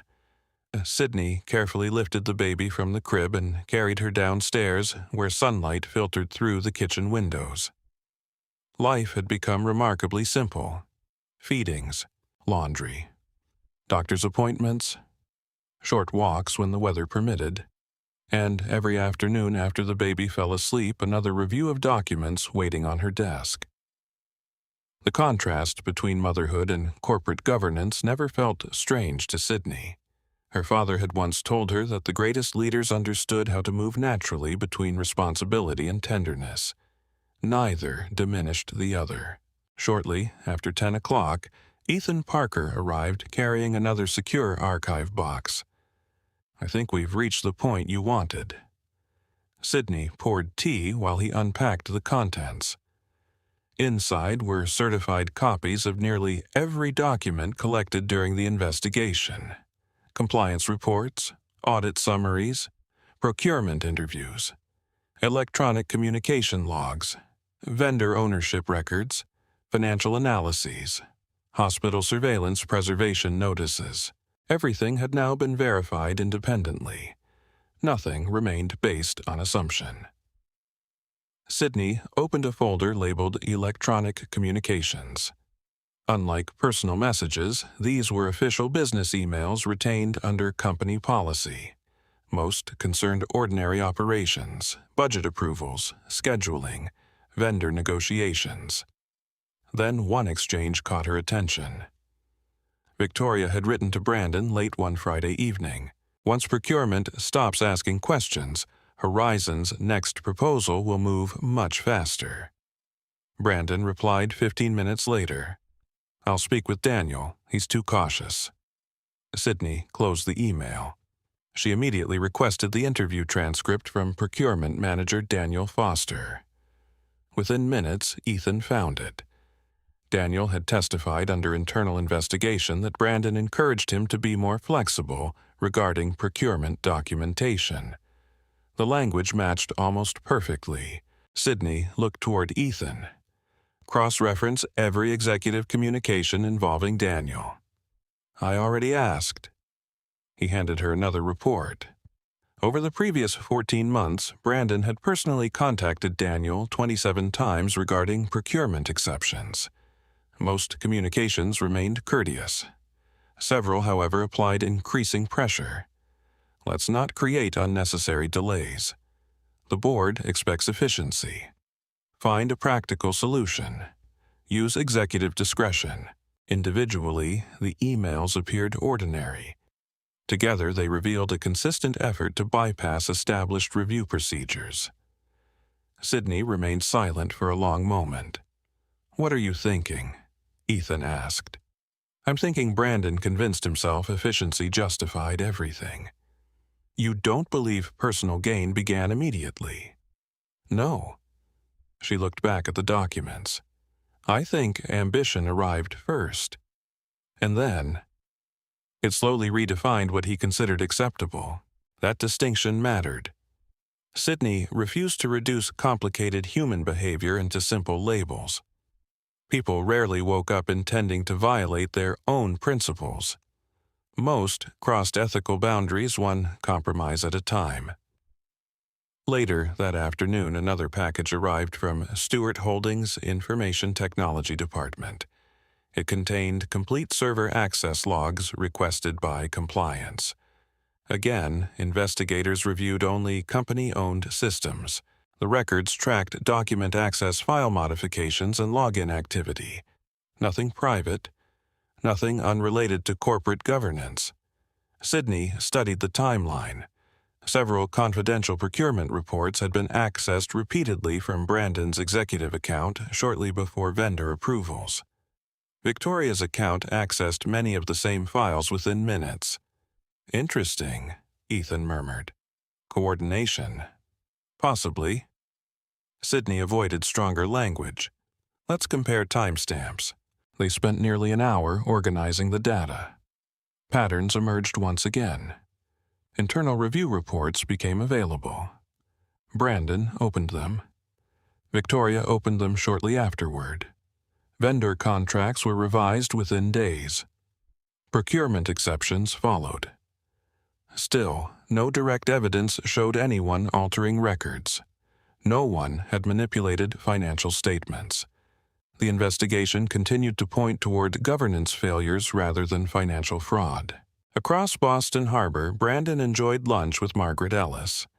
The board chair chose a quiet restaurant overlooking the waterfront. After discussing routine business performance, she complimented his leadership. You've delivered impressive financial results. Thank you. The board appreciates consistency. Brandon smiled confidently. I've tried to position the company for long-term growth. Margaret nodded. I believe you've worked very hard. For several moments, they discussed expansion opportunities. Then she asked one unexpected question. How familiar are you with our governance policies? Brandon answered without hesitation. Very, she smiled politely. Good. The conversation moved on. Brandon thought little of it. Margaret, however, made a brief handwritten note after returning to her office. Governance awareness discussed. No further comment. She had already received confidential notice from the audit committee that several procedural matters required board attention before executive restructuring could proceed. She revealed nothing. Corporate governance demanded confidentiality. That evening, Victoria visited Brandon's condominium carrying champagne. "What are we celebrating?" "Lunch with Margaret Ellis." Victoria grinned. "That's practically confirmation." "I wouldn't say that." "But you're thinking it." Brandon laughed. "Maybe." Victoria raised her glass. "To your future." He raised his own. "To ours." Neither noticed the unopened envelope resting on Brandon's kitchen counter. It had arrived earlier that afternoon from his divorce attorney. Inside was a routine procedural notice. Sydney Stewart had officially retained legal representation through Ethan Parker. All future communication would proceed exclusively through counsel. Brandon barely glanced at it. He expected nothing unusual. The divorce seemed almost administrative now. Sydney had challenged nothing, demanded nothing, requested nothing beyond preserving hospital surveillance footage. He interpreted her silence as acceptance. He never asked why an experienced attorney from one of Boston's oldest law firms had agreed to represent an apparently ordinary stay-at-home mother. Meanwhile, Ethan received another important communication. Massachusetts General Hospital had completed preservation of every security recording requested by Sydney. Multiple camera angles, time-stamped, authenticated, chain of custody documented.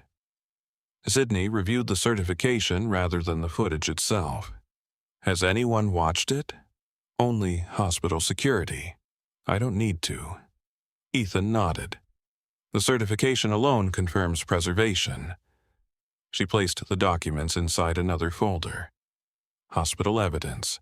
Again, no emotional significance appeared in her filing system. Every category reflected process.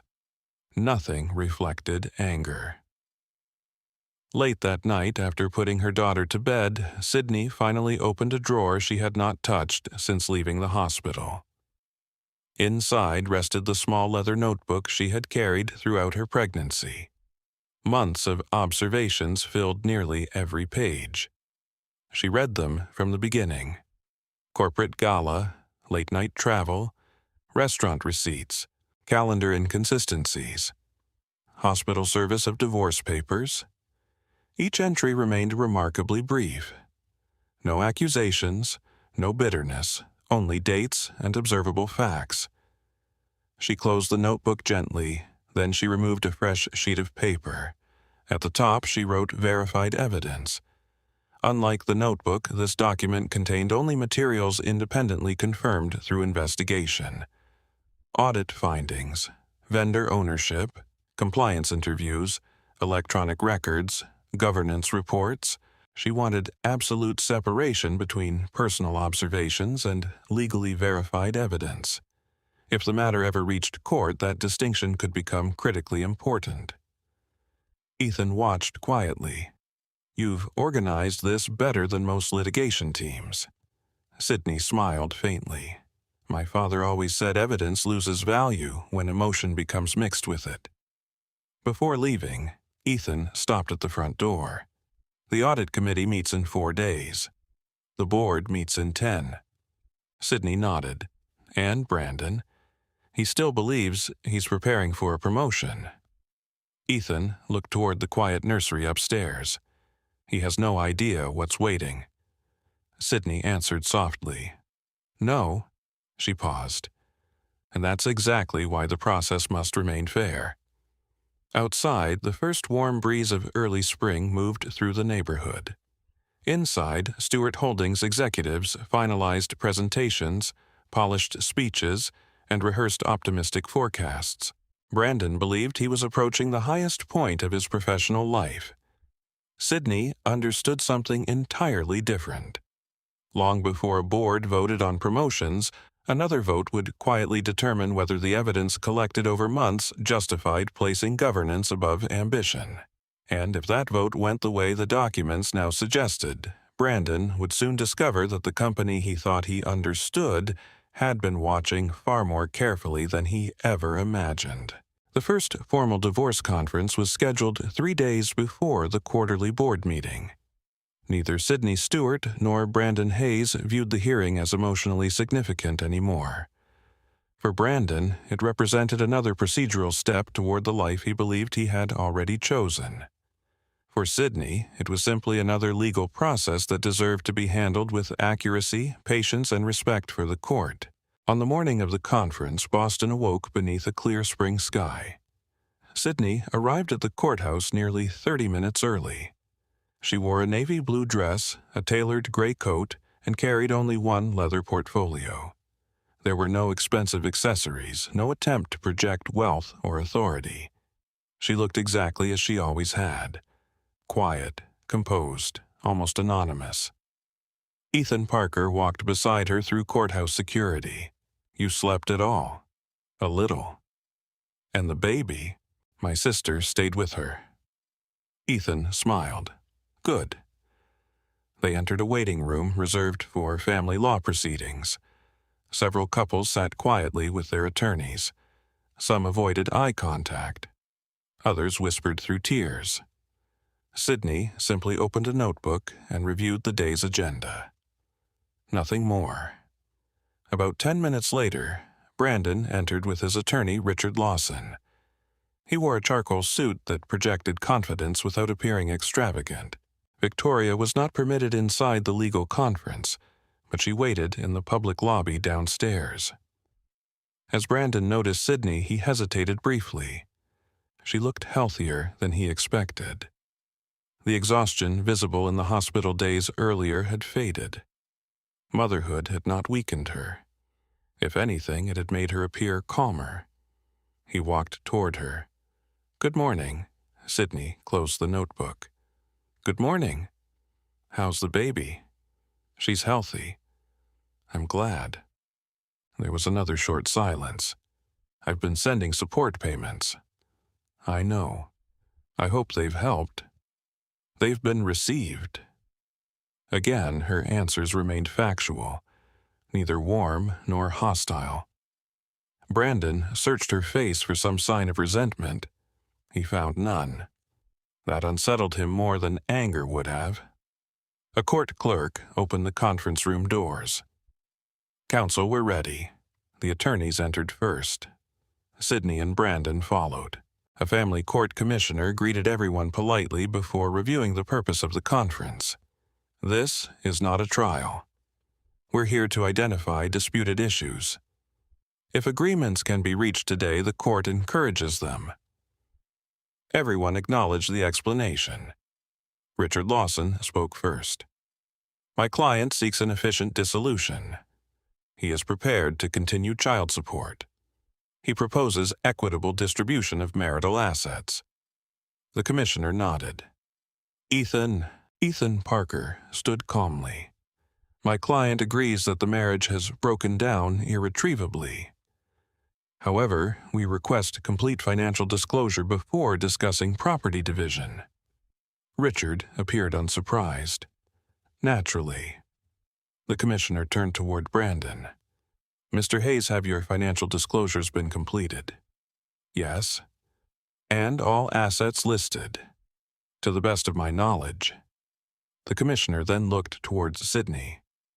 "Mrs. Hayes," Sydney answered quietly, "we request reciprocal disclosure from both parties before negotiations continue." The commissioner smiled slightly. "A reasonable request?" Richard handed several financial statements across the table. Salary history, investment accounts, retirement funds, real estate ownership. Everything appeared organized. Sydney reviewed nothing immediately. Instead, Ethan accepted the documents. "We'll examine these carefully." Richard nodded. "We asked the same." Ethan reached into his own folder. "My client has prepared preliminary disclosures." He handed over a relatively modest packet. Savings accounts, personal checking, routine household assets. Nothing suggested extraordinary wealth. Brandon glanced through the papers quickly. His confidence grew, exactly what he expected. Sydney appeared to possess very little beyond ordinary marital property. He leaned back comfortably. Richard continued, "My client proposes selling the marital residence and dividing proceeds." Ethan made a brief note. "We'll consider the proposal after reviewing complete documentation." Brandon finally spoke. "I don't want this to become unnecessarily difficult." Sydney looked at him. "Neither do I. I think we can handle this respectfully." "I agree." The commissioner observed both carefully. "I appreciate the professionalism." He had presided over hundreds of divorces. Hostility filled many conference rooms. This one felt strangely different. Neither spouse raised their voice. Neither interrupted. Neither attempted personal attacks. The disagreement rested entirely upon procedure. After discussing scheduling matters, the commissioner addressed another issue. "The court requires complete disclosure regarding business interests," Richard answered confidently. "Mr. Hazey serves as general manager for Stewart Industrial Systems." The commissioner nodded. "Ownership interest?" "No." "Compensation only?" "Correct." He looked toward Ethan. "Mrs. Hayes?" Ethan answered with deliberate precision. "My client will supplement disclosures as appropriate under applicable deadlines." Richard looked briefly toward Brandon. Neither interpreted the response as significant. Massachusetts procedure permitted additional disclosures within established timelines. Nothing unusual. The commissioner accepted the answer without concern. Several minutes later, the discussion shifted toward parenting arrangements. This became the longest conversation of the morning. Brandon requested generous visitation. Sydney agreed immediately. "Our daughter deserves a relationship with both parents." The commissioner looked pleasantly surprised. "No objections." Sydney shook her head. "No." Brandon seemed equally surprised. "You'd agree," she answered simply. "Our marriage ended." She shouldn't lose her father because of that. For the first time since the conference began, Brandon looked genuinely uncomfortable, perhaps because compassion from someone he had hurt felt heavier than criticism. The commissioner recorded the preliminary agreement. As the conference neared its conclusion, he reviewed upcoming deadlines. Both parties shall provide any remaining financial documentation, business-related disclosures, supporting records, updated asset statements. He looked directly at both attorneys. "Transparency benefits everyone." Ethan nodded. "It always does." Outside the conference room, Richard Lawson caught up with Ethan. "Your client handled herself remarkably well." "Thank you. I expected more conflict." Ethan smiled politely. "Sydney prefers facts." Richard laughed softly. "I noticed." He lowered his voice. "I assume settlement won't be difficult." Ethan considered the statement carefully. "I assume the evidence will determine that." Richard interpreted the answer as routine legal caution. He walked away without another question. Brandon caught up with Sydney near the courthouse exit. "I appreciate today." She looked toward him. "So do I. I meant what I said. About making this easier." Sydney nodded. "I know." He hesitated. "I never wanted court battles." "Neither did I." He looked relieved. "I think we'll get through this." Sydney answered gently. "We will." She offered nothing more. Brandon watched as she entered Ethan's car and disappeared into afternoon traffic. He stood on the courthouse steps for several moments before walking toward Victoria, who waited nearby. "How did it go?" "Smooth," Victoria smiled. "I told you." "Any problems?" "None." He laughed quietly. "I think Sydney just wants to move on." Victoria slipped her hand into his. Then everything's falling into place. Brandon believed exactly that. Back inside Ethan's office later that afternoon, the atmosphere differed considerably. Sydney removed every document received during the conference. One by one, she compared Brandon's disclosures against materials already gathered through the corporate investigation. Salary figures matched, investment accounts matched. Retirement balances appeared accurate. Then she reached the business disclosures. Ethan watched silently. What? Sydney turned one page toward him. He certified he has no ownership interest. That's true. She nodded. Yes. But notice what isn't disclosed. Ethan understood almost immediately. Executive compensation incentives. She continued reading. Deferred bonuses, restricted stock performance units, promotion eligibility clauses, all tied directly to continued employment. Legally, Richard had not necessarily violated disclosure rules. Many employment benefits would not yet qualify as marital assets. Still, the omission demonstrated how Brandon viewed the company, as though his career in the corporation had become inseparable. He still had no idea that ultimate ownership rested across the table from him during the conference. Sydney placed the documents neatly back into their folders. No response, Ethan asked.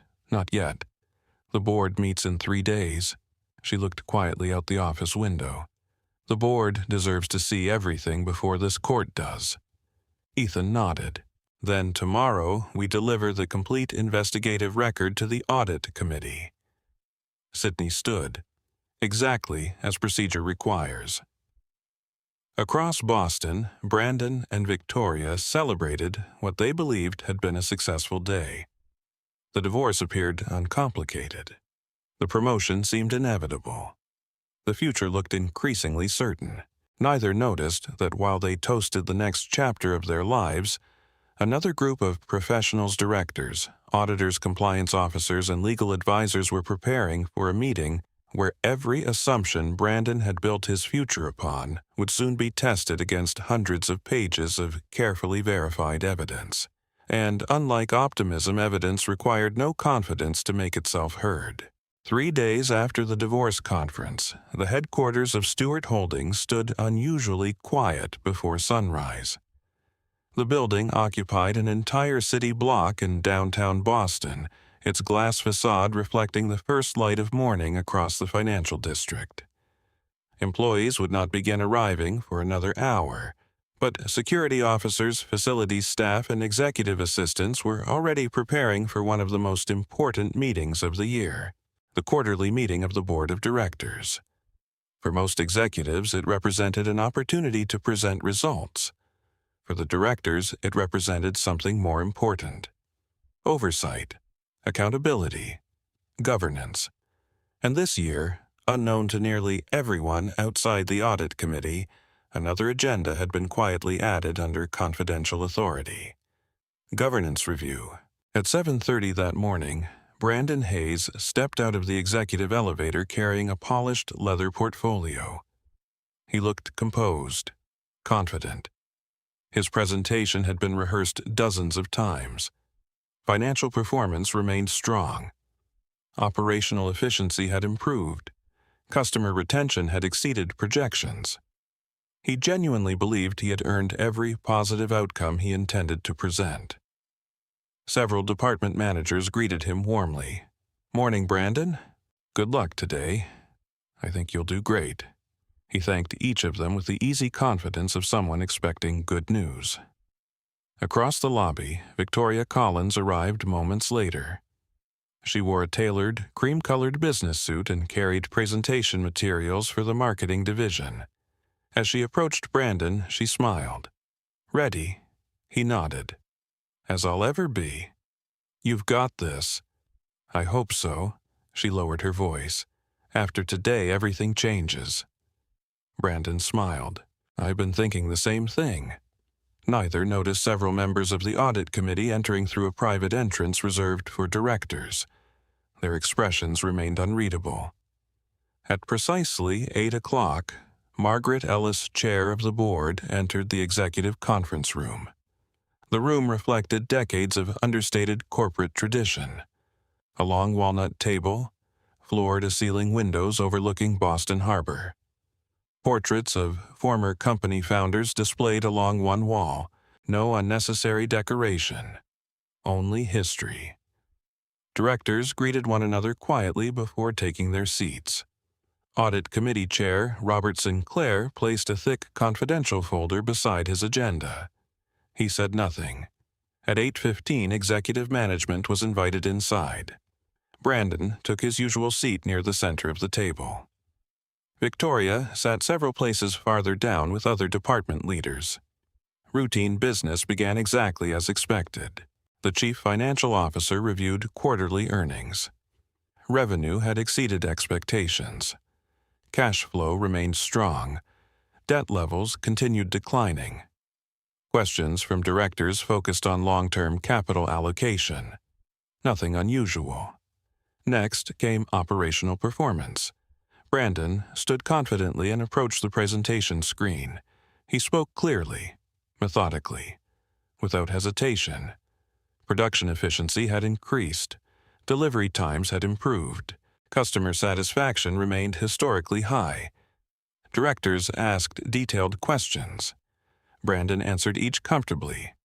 Nearly 40 minutes later, he concluded, "Thank you." Several directors nodded approvingly. Margaret Ellis smiled politely. "Thank you, Brandon. Excellent presentation." He returned to his seat feeling reassured. Everything appeared to be unfolding exactly as anticipated. The marketing presentation followed. Victoria highlighted successful branding campaigns and expanding market share. Her confidence never wavered. She concluded to polite applause. Margaret thanked her before glancing toward the agenda. "We'll now take a short recess." Executives began standing. Margaret raised one hand gently. "Executive management, please remain available nearby. The board will enter executive session." This was not unusual. Boards frequently met privately before continuing discussions. Brandon stepped outside into the executive lounge with several colleagues. Coffee was served. Conversations turned toward ordinary business topics. "I think today went well," one vice president remarked. Brandon smiled. "I hope the board agrees." Inside the conference room, however, the atmosphere changed completely. The doors closed. Only directors remained. Margaret looked toward Robert Sinclair. "Mr. Sinclair?" The Audit Committee Chair opened the confidential folder. "Madam Chair, as requested, the Audit Committee has completed the preliminary governance review." Every director received an identical binder. No one spoke while reading the executive summary. Robert began calmly. "Our investigation originated from routine procurement analysis. It expanded following repeated governance concerns." He emphasized one point immediately. "No conclusion of financial embezzlement has been reached." Several directors nodded. The distinction mattered enormously. This review instead concerns executive judgment, internal controls, disclosure obligations, and compliance procedures. Margaret folded her hands. "Please continue." For nearly 30 minutes, Robert presented documented findings, vendor approval exceptions, missing conflict disclosures, procurement weaknesses, executive pressure regarding internal controls, interview summaries, independent audit observations. Everything supported by documents, nothing based upon rumor. When he finished, silence settled across the room. Director Helen Morris finally spoke. "Have the executives involved been interviewed?" "Not yet." "Recommendation?" Robert answered without hesitation. "Before interviews occur, another matter requires immediate board attention." Margaret looked toward him. "What matter?" Robert removed a sealed envelope. "The identity of the beneficial owner." Several directors exchanged brief glances. Although every board member knew Stewart Holdings ultimately belonged to a confidential family trust, only Margaret possessed legal authority to communicate directly with the trustees. Robert continued. The trustees have exercised a provision available under the governing trust documents. Margaret accepted the envelope. She opened it carefully. Inside rested a single notarized certification. She read it silently, then looked slowly around the room. The trustees request the beneficial owner attend today's meeting personally. The room became very still. Director Samuel Bennett leaned forward. Today. Yes. Has that ever happened before? Margaret answered quietly. No. Not once in the corporation's history. She pressed the intercom. Please ask Miss Stewart to join us.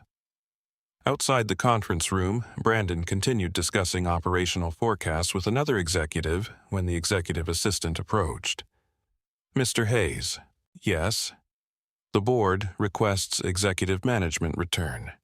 He smiled. Perhaps the promotion discussion was beginning. Moments later, everyone resumed their seats. Margaret remained standing. Before continuing, there is one additional attendee. The conference room doors opened. Every executive instinctively turned towards the entrance. Sydney Stewart walked inside. She wore a simple charcoal business suit. No jewelry beyond her wedding band, which she had not yet removed pending the final divorce decree. Her hair was neatly tied back. She carried a thin leather folder. Nothing about her appearance suggested extraordinary wealth. Everything about her posture reflected quiet confidence. Brandon frowned slightly. Confusion crossed his face. Why was Sydney here? Victoria looked equally puzzled. Margaret stepped forward. Miss Stewart, thank you for joining us. Sydney nodded politely. Thank you. Brandon finally spoke. Sydney. She looked toward him. Good morning. He stood halfway from his chair. What are you doing here? Before Sydney could answer, Margaret addressed the room. For the record, she paused briefly. Today's attendance concerns a governance matter under the Stewart Family Trust. Several executives exchanged confused looks. Brandon glanced from Margaret back to Sydney. None of it made sense. Margaret continued. The board has operated for many years under instructions issued through the Stewart Family Trust. As all directors know, beneficial ownership has remained confidential. She held up the notarized certification. This morning, the trustees exercised their authority to disclose that identity. Complete silence filled the room. Margaret looked directly toward Sydney. Miss Sydney Stewart. She smiled respectfully. Welcome. Sydney inclined her head. Thank you, Margaret continued. For the official record, Sydney Stewart is the sole beneficial owner of Stewart Holdings. No one moved. No one spoke. The words seemed almost impossible to process. Brandon stared at Sydney without blinking. His mind rejected what he had just heard. Owner Sydney, his wife. The woman he had served divorce papers to in a hospital room, Victoria's face drained of color. One executive actually removed his glasses as though believing he had misunderstood. Margaret calmly placed the certification before the corporate secretary. The record will reflect formal verification by the trustees. Only then did Brandon find his voice. This, he looked helplessly around the room. This can't be right, Margaret answered evenly. It has been verified by the trustees, outside counsel, and independent legal certification. Brandon turned toward Sydney. You. Sydney met his eyes. She neither smiled nor expressed anger. I never claimed otherwise. He searched desperately through memories stretching back years. Every conversation, every unanswered question, every promotion, every assumption. Suddenly, countless details he had ignored began fitting together with painful clarity. Why senior directors always treated Sydney with unusual courtesy at charity events. why certain board decisions had quietly favored merit over politics, why she had never seemed impressed by executive titles, why she remained so calm during the divorce. Because she had never depended on his position, he had depended on hers. Victoria whispered almost inaudibly, "Oh my God." Sydney heard the words, but offered no response. She simply took the seat Margaret indicated beside the board chair. Not at the head of the table, not above anyone else, simply where governance procedure required the beneficial owner to sit. Margaret looked calmly around the conference room. "We will now proceed to the next agenda item." She turned one page. Governance Review. For Brandon Hayes, the meeting he believed would celebrate the greatest achievement of his career had transformed in less than 2 minutes into something entirely different. His promotion was no longer the question before the board. His judgment was, and for the first time since walking into the hospital with divorce papers in his hand, he realized he had never truly known the woman he had chosen to leave. Fan 13. The boardroom doors closed softly behind Brandon Hayes and Victoria Collins. For the first time that morning, only the board of directors, the audit committee, outside legal counsel, the corporate secretary, and Sydney Stewart remained inside the conference room. No reporters waited outside. No employees gathered in hallways. No rumors escaped the room. Corporate governance rarely unfolded dramatically. It unfolded quietly, one carefully considered decision at a time. Margaret Ellis looked around the table before speaking. "Thank you. I'd like to remind everyone that today's deliberations remain strictly confidential." Every director acknowledged the reminder. The corporate secretary activated the secure recording system used for official board proceedings. Robert Sinclair organized the investigation files before him. "Madam Chair, the Audit Committee recommends beginning with governance findings before discussing personnel." Margaret nodded.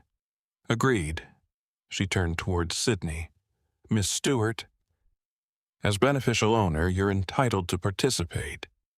Sydney answered gently, "I appreciate that." She paused. "I also want the record to reflect that I have not directed this investigation." Robert immediately confirmed. "The record already reflects independent initiation through routine procurement review." Sydney inclined her head. "Thank you." That clarification mattered. Every director understood why.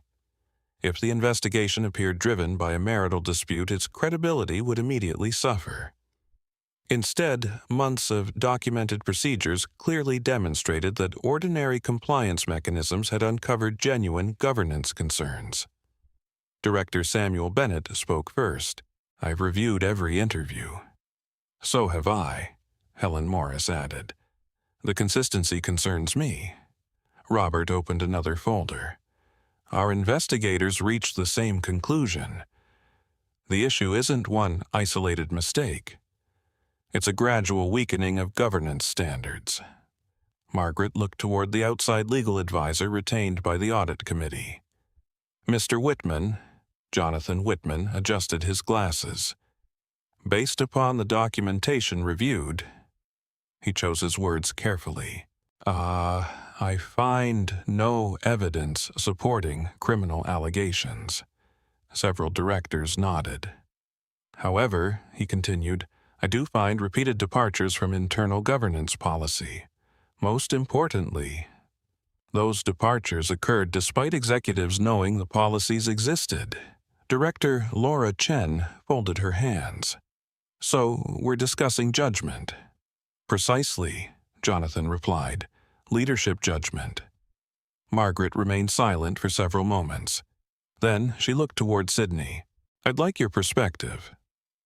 Sydney hesitated briefly. Not because she lacked an opinion, because she understood the weight her words carried. Finally, she spoke. "I don't believe today's meeting should focus on my marriage." Every director listened carefully. My personal relationship with Brandon belongs in family court. It does not belong here. Robert smiled almost imperceptibly. Sydney continued, What concerns me is whether our governance systems functioned properly. She placed one hand lightly upon the investigation binder. My father built this company believing that good people sometimes make poor decisions. He also believed strong systems should identify those decisions before they become larger problems. She looked around the room. The system worked. Nobody interrupted. She continued, I don't believe Brandon intended to damage Stewart Holdings. I believe success slowly convinced him that procedures existed to slow him down rather than protect the company. Another pause. I think that's an important difference. Several directors exchanged thoughtful glances. No one expected the beneficial owner to defend Brandon's intentions. Yet Sydney had done exactly that. Not to excuse his conduct, only to describe it honestly. Director Helen Morris leaned forward. Would you oppose immediate termination? The question surprised several people. Sydney answered without hesitation. I would oppose punishment driven by emotion. She looked toward Robert. What does policy recommend? Robert consulted the governance handbook. For significant executive governance failures, he read aloud. Administrative suspension pending formal review. Independent investigation. Opportunity for executive response. Board determination following completion. Sydney nodded. Then that's the process we should follow. Margaret smiled quietly. You aren't asking for anything beyond policy. No, Sydney answered. I've spent my entire life asking this company to follow its own rules. Today shouldn't be different. The discussion continued for another hour. Directors debated every recommendation carefully. Some believed Brandon's actions demonstrated poor judgment but not dishonesty. Others argued that repeated procedural violations justified stronger measures. No one questioned the integrity of the investigation itself. Eventually, Margaret summarized the emerging consensus. The board appears prepared to vote. She reviewed each proposed resolution. Resolution 1. Immediate suspension of executive restructuring. Unanimous. Resolution adopted. Resolution 2. Administrative leave for Brandon Hayes pending completion of independent governance review. 12 directors voted in favor. 1 abstained. The motion carried. Resolution 3. Administrative leave for Victoria Collins under identical conditions. Again, the motion passed. Resolution 4. Appointment of independent outside counsel to complete governance investigation. Approved unanimously. Finally, Margaret reached the last proposal. Resolution 5. Appointment of interim executive leadership. She looked toward Sydney. As beneficial owner, do you wish to recommend anyone? Sydney shook her head. The board should choose. Margaret smiled. I expected that. After reviewing several candidates, directors unanimously selected Chief Operating Officer David Reynolds as interim executive vice president, a respected executive. 28 years with the company. No connection to the investigation. Procedure once again prevailed over politics. When voting concluded, Margaret asked the corporate secretary to invite Brandon and Victoria back into the room. Several minutes later, the doors opened. Both entered quietly. Neither looked hopeful anymore. Brandon noticed the investigation binders had been closed. The votes had already occurred. Margaret remained standing. Mr. Hayes. Miss Collins. The board has completed its deliberations. She spoke without anger, without theatrical emphasis. Effective immediately. The proposed executive restructuring is suspended. Brandon's shoulders dropped slightly. You are placed on paid administrative leave pending completion of an independent governance investigation. Silence. Victoria lowered her eyes. Margaret continued. This action is administrative. It is not disciplinary. It reflects no finding of criminal misconduct. It allows the investigation to proceed without influence. Brandon swallowed hard. I understand. Margaret looked toward Victoria. The same administrative status applies to you. Victoria nodded quietly. I understand. No one applauded. No one celebrated. The room remained solemn. Robert Sinclair spoke next. Both of you will receive written notice outlining your rights during the investigation. You are expected to cooperate fully. You will have opportunities to respond to every finding. Again, procedure, not punishment. Brandon looked toward Sydney. She remained seated quietly, not triumphant, not smiling, simply listening. He finally spoke. Did you know this would happen? Sydney answered honestly. I knew the investigation existed. You never told me. You never asked. The answer struck him harder than accusation would have. He searched her face. I thought... He stopped. Sydney waited patiently. I thought you depended on me. She looked at him gently. No, I know that now. Another silence. Then Brandon asked the question he had avoided asking himself since the board meeting began. Why didn't you ever tell me who you were? Sydney answered softly. Would it have changed how you loved me? He opened his mouth. Nothing came out. She continued. When we met, you said money shouldn't define marriage. You said respect mattered more than status. Her voice remained calm. I believed you. Brandon closed his eyes.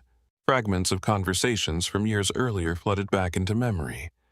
Promises, dreams, simple evenings before promotions and ambition had gradually reshaped his priorities. He whispered, I believed it too. Sydney nodded sadly. I know. No bitterness, only disappointment. Margaret allowed the moment to pass before addressing everyone once more. The board's responsibility is now complete. She looked toward Brandon. I hope you'll cooperate fully. I will. She looked toward Victoria. The same expectation applies. Of course. Robert handed each executive an envelope containing official notices. Neither argued. Neither protested. Because every page inside those envelopes referred to documented procedures they already understood. As Brandon turned to leave, he hesitated beside Sydney. I owe you an apology. She looked at him quietly. You don't owe me one today. He frowned. No. Today you owe the company your honesty. She glanced briefly toward the directors. Whatever remains between us belongs somewhere else. Brandon nodded slowly. For perhaps the first time in years, he understood what genuine leadership looked like. It wasn't authority. It wasn't promotion. It wasn't occupying the largest office in the building. It was separating personal pain from professional responsibility. Sydney had done exactly that. He had not. After Brandon and Victoria left the boardroom, Margaret remained seated for several moments. Then she turned toward Sydney. Your father would have been proud today. Sydney looked down at the closed governance handbook before her. I hope he would have been proud of the board. Margaret smiled warmly. He would. Outside the headquarters building, Brandon stepped into the cool afternoon air carrying the envelope that had quietly suspended the career he spent years building. No reporters waited, no cameras followed him. Only a handful of employees watched from distant windows unaware of the decisions made inside. He entered his car alone. For the first time since leaving Sydney in that hospital room, he finally understood something that no investigation report could ever fully explain. The woman he had mistaken for someone powerless had never defeated him. His own choices had. 4 months passed between the board's decision and the final divorce hearing. Boston moved steadily from the cool brightness of spring into the warmth of early summer. Trees along Commonwealth Avenue filled with green leaves, outdoor cafes reopened, and the city slowly forgot the corporate investigation that had quietly occupied the attention of Stewart Holdings' leadership.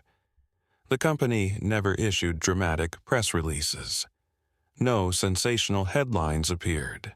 Only a brief corporate statement informed employees that 2 senior executives remained on administrative leave while an independent governance review continued.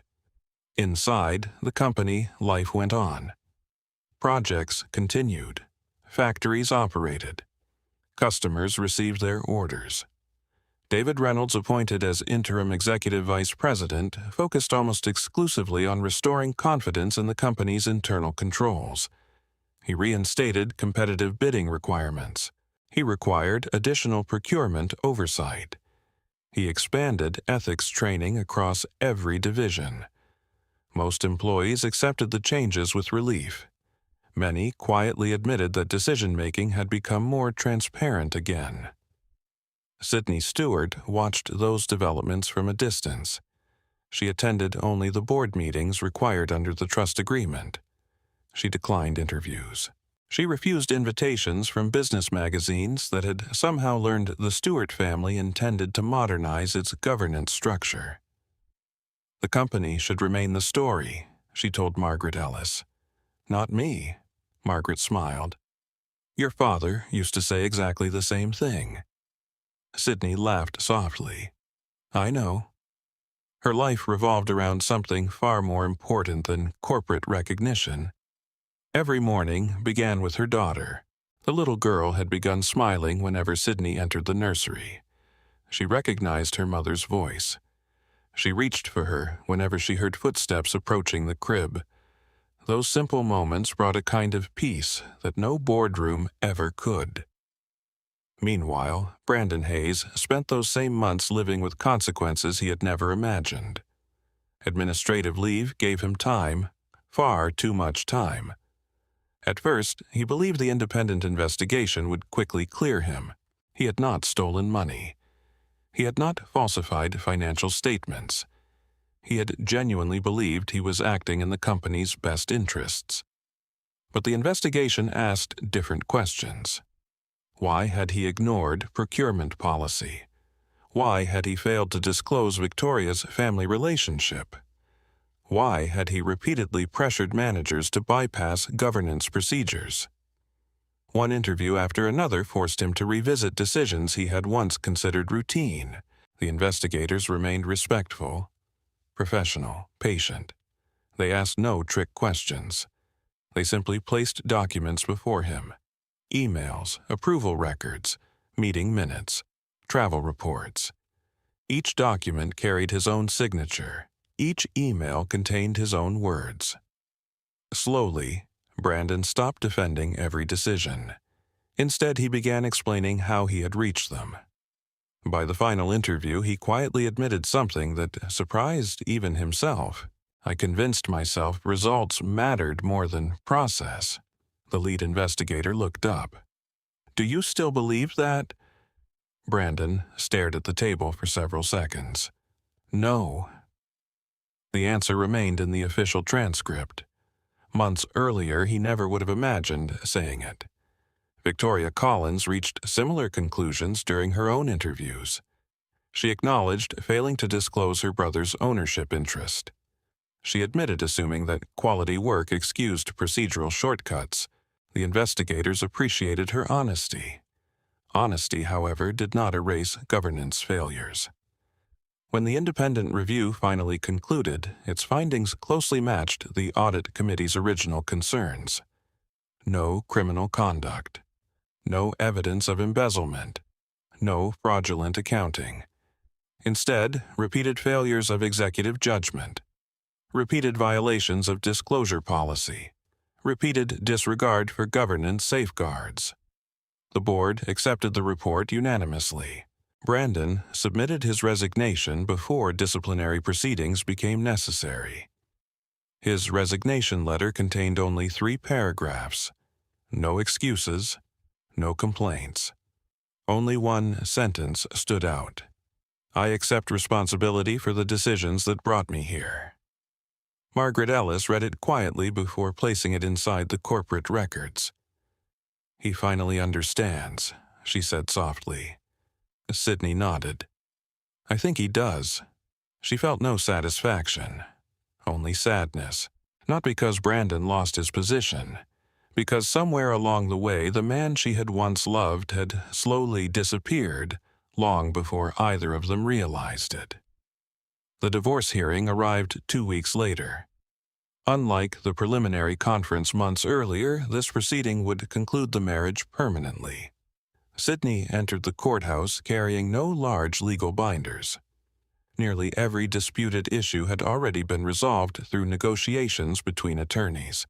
Parenting arrangements, financial responsibilities, property division. The legal process had been remarkably efficient. Brandon arrived several minutes later. He looked noticeably different. Not physically, emotionally. The certainty that had once defined him had disappeared. Humility had taken its place. When he saw Sydney waiting outside the courtroom, he walked toward her. Good morning. She smiled politely. Good morning. He looked toward the family photographs visible inside her folder. How is she? Growing quickly. I miss her. I know. I appreciate every visit. Sydney nodded. So does she. There was another quiet pause. Finally, Brandon spoke again. I've wanted to apologize. Sydney looked at him calmly. You already have. Not properly. He took a slow breath. I wasn't only wrong about the company. I was wrong about us. Sydney listened without interruption. I stopped seeing you. I only saw what I wanted. I measured success by titles.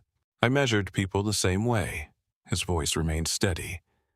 I didn't realize what I had become until everything stopped. Sydney considered his words carefully. I believe you. He looked surprised. You do? Yes.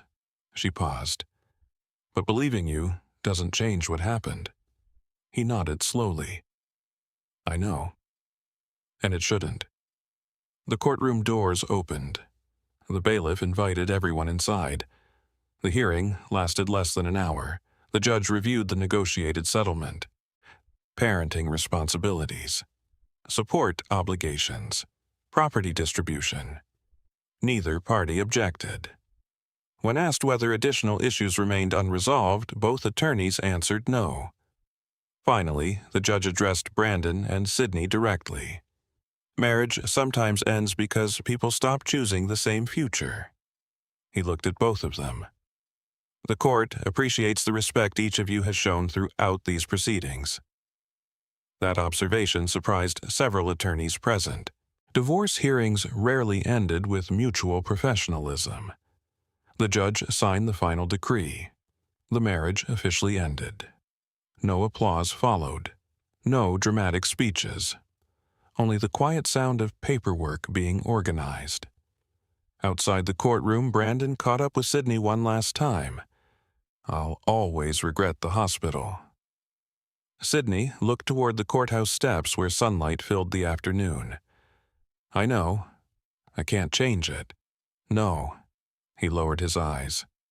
I wish I could. Sydney adjusted the strap of the diaper bag resting over her shoulder. The past isn't asking us to change it. He looked confused. It's asking us to learn from it. She shifted the sleeping baby gently in her arms. Our daughter deserves parents who understand that. Brandon swallowed hard. I'll try. I hope you do. She meant it sincerely. As she turned to leave, Brandon called her name one final time. Sydney, she looked back. I never thanked you. For what? For never using your position to destroy me. Sydney held his gaze for several moments. Then she answered with quiet honesty. If I had done that... She glanced briefly toward the courthouse behind them. I would have become someone I never wanted my daughter to admire." Those words remained with Brandon long after she walked away.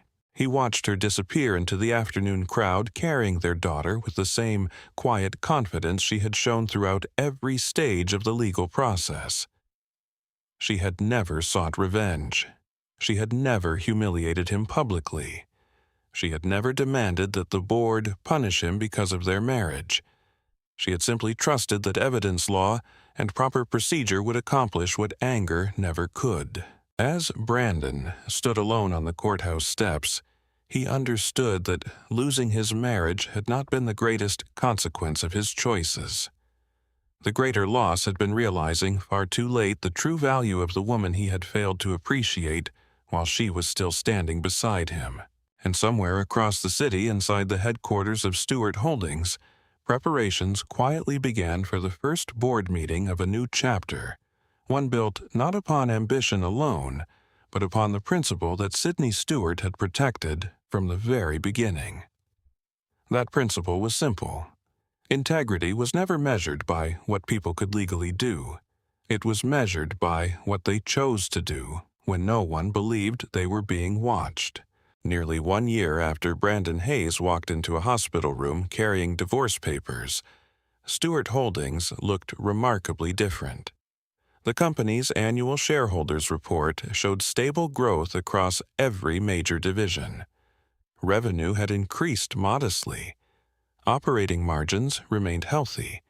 More importantly, independent auditors praised the company's strengthened governance framework. Competitive bidding procedures had been expanded. Conflict of interest disclosures became more comprehensive. Executive approval authority had been redesigned to require greater oversight. Employees noticed the difference, not because meetings became more exciting, but because decisions became more predictable. Fairness had returned to ordinary routines. David Reynolds, who had served successfully as interim executive vice president, declined consideration for the permanent chief executive officer position. During a board meeting, he explained his reasoning. "I've spent my career building operations. I'm not the right person to define the company's next generation." Margaret Ellis respected the decision. "So who is?" David smiled. "The board will know." The directors eventually selected an experienced executive from outside the Stewart organization, someone with decades of governance experience, someone whose first recommendation surprised many people. "I'd like to spend several weeks meeting employees before changing anything." Margaret later remarked privately to Sydney, "Humility seems to be returning." Sydney smiled softly. "I hope it stays." Although she remained the sole beneficial owner of Stewart Holdings, Sydney continued refusing public attention. Most employees never learned her identity. Board minutes remained confidential. Corporate filings listed the trust structure exactly as before. Only a handful of senior leaders knew who ultimately owned the company. That anonymity gave Sydney something she valued more than recognition: freedom. She could walk through company facilities without being surrounded by executives trying to impress her. She could visit manufacturing plants, distribution centers, and regional offices simply by introducing herself as Sydney Stewart from the board's governance office. Employees spoke honestly because they believed she was there to listen rather than judge. And she did. Listening had always been her greatest strength. One autumn afternoon, Sydney visited a logistics facility outside Worcester. A forklift operator approached during lunch. "I've noticed things changing." Sydney smiled. "In what way?" Management asked more questions now. Good questions. Mostly, he laughed, they actually explained decisions.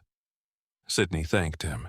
As she continued walking through the warehouse, she thought about her father's favorite lesson. Strong companies were not built by extraordinary speeches. They were built by ordinary people trusting ordinary systems every single day. Back in Boston, Brandon's life had become much quieter. Following his resignation, several executive recruiting firms contacted him. He declined most opportunities. Instead, he accepted a middle management position with a regional manufacturing company nearly 2 hours outside the city. The salary was considerably lower, the office much smaller. His title attracted little attention. For the first time in many years, no one treated him as an executive expected to lead hundreds of employees. He managed a team of 23, reviewed production schedules, solved operational problems, went home on time. At first, the adjustment felt humiliating. Gradually, it became something else. Peaceful. One afternoon, a younger supervisor approached him carrying a procurement request. "We could probably skip this review. It'll save a few days." Months earlier, Brandon would likely have agreed. Instead, he quietly returned the paperwork. "The review exists for a reason. It seems unnecessary. So did a lot of procedures I ignored." The supervisor looked confused. Brandon smiled. "Trust me. Follow the process." The young man nodded. Later that evening, Brandon sat alone in his apartment reflecting on how strange life had become. He no longer chased promotions. He no longer measured himself through titles. Every other weekend he spent time with his daughter. Those weekends became the center of his life. She had learned to walk. She laughed easily. She reached for him without hesitation. Children rarely understood corporate scandals. They cared only whether someone arrived when promised. Brandon never missed a visit, not once. Sydney noticed. She never praised him for it. Neither did she criticize the years that came before. She simply encouraged their daughter to know both parents, because that had always been her intention. One Saturday morning, Brandon met Sydney at a neighborhood park to exchange custody. Their daughter ran happily between them, carrying a stuffed rabbit nearly as large as herself. Sydney laughed. "I think she likes that rabbit more than either of us." Brandon smiled. "I think you're right." For several minutes they watched their daughter chase pigeons across the grass. There was no bitterness left between them, only shared responsibility. Finally, Brandon spoke. "I heard the investigation officially closed." "It did. I'm sorry for everything." Sydney looked toward the little girl playing nearby. "I know." "I still think about that day in the hospital." She remained quiet. "I don't think I'll ever forgive myself." Sydney answered gently. "Perhaps that's not the goal." He looked at her. "The goal? To become someone who would never make the same choice again." Brandon considered the words carefully. "I've been trying. I can see that." He looked genuinely surprised. "You can? You've never missed a visit. You call when you say you will. You ask about school before she's even old enough to attend." A small smile appeared. "Those things matter." Brandon lowered his eyes. "I wish I'd understood that years ago." Sydney didn't answer immediately. Instead, she watched their daughter pick up a fallen autumn leaf with complete fascination. Finally, she spoke. "People understand different things at different times. Sometimes the lesson arrives after the opportunity has passed."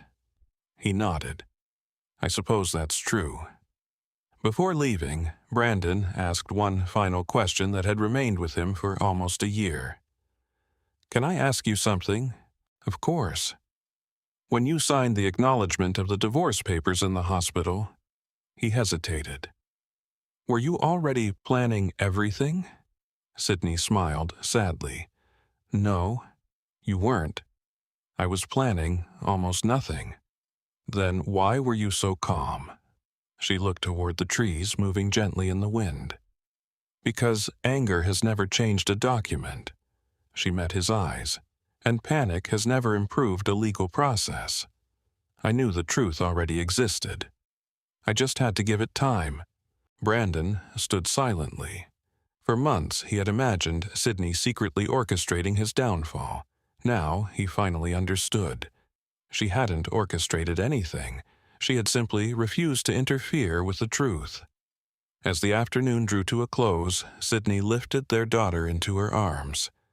The little girl rested her head against her mother's shoulder, already drifting toward sleep. Brandon watched them walk toward the parking lot. No security guards surrounded Sydney. No limousine waited. No photographers documented the moment. The owner of a multi-billion-dollar corporation left the park exactly as she had entered it, quietly, without needing anyone to know who she was. Several weeks later, Stewart Holdings held its annual Employee Leadership Conference. Margaret Ellis invited Sydney to deliver the closing remarks. Sydney accepted on one condition: no introduction beyond my name. Margaret agreed. Standing before hundreds of employees, Sydney spoke for less than 10 minutes. She never mentioned Brandon. She never mentioned the investigation. She never revealed her ownership. Instead, she spoke about principles. When people think about leadership, she began, they often imagine authority. She paused. I've learned something different. Leadership begins with accountability. It continues with humility, and it survives only when every person, regardless of title, accepts that rules exist to protect everyone equally. The audience listened in complete silence. She concluded with the lesson her father had repeated throughout her childhood. Character is easiest to recognize when no one believes they're being evaluated. And then she quietly stepped away from the podium. Most employees simply assumed she was another respected governance advisor. That was exactly how she wanted it. As evening settled over Boston, the lights inside Stewart Holdings gradually switched off one floor at a time. The company continued. Families returned home. Factories prepared for another day. Trucks crossed highways carrying products to customers across the country. Life moved forward. The corporation remained successful not because one person possessed extraordinary power, but because thousands of ordinary people trusted a system built upon fairness, transparency, and responsibility. Sydney Stewart drove home beneath the fading autumn sky with her daughter asleep in the back seat. She never looked at the headquarters building in her rearview mirror. She had nothing left to prove. Justice had never required applause. Truth had never required revenge. And dignity had never depended on having the final word. Sometimes the strongest ending was simply walking forward quietly, honestly, and leaving the past exactly where the law, the evidence, and time had already placed it. In the end, this story was never truly about wealth, titles, or hidden ownership. Those things only revealed what had already been inside the people who held them. Brandon believed success gave him permission to overlook the small decisions that protect trust. Sydney understood that real strength rarely announces itself. It waits, it observes. And when the time comes, it allows the truth to speak through facts rather than anger. Justice is often quieter than we expect. It doesn't always arrive with dramatic speeches or public humiliation. Sometimes it comes through patient investigation, careful documentation, fair procedures, and people who choose integrity even when they have every opportunity to seek revenge.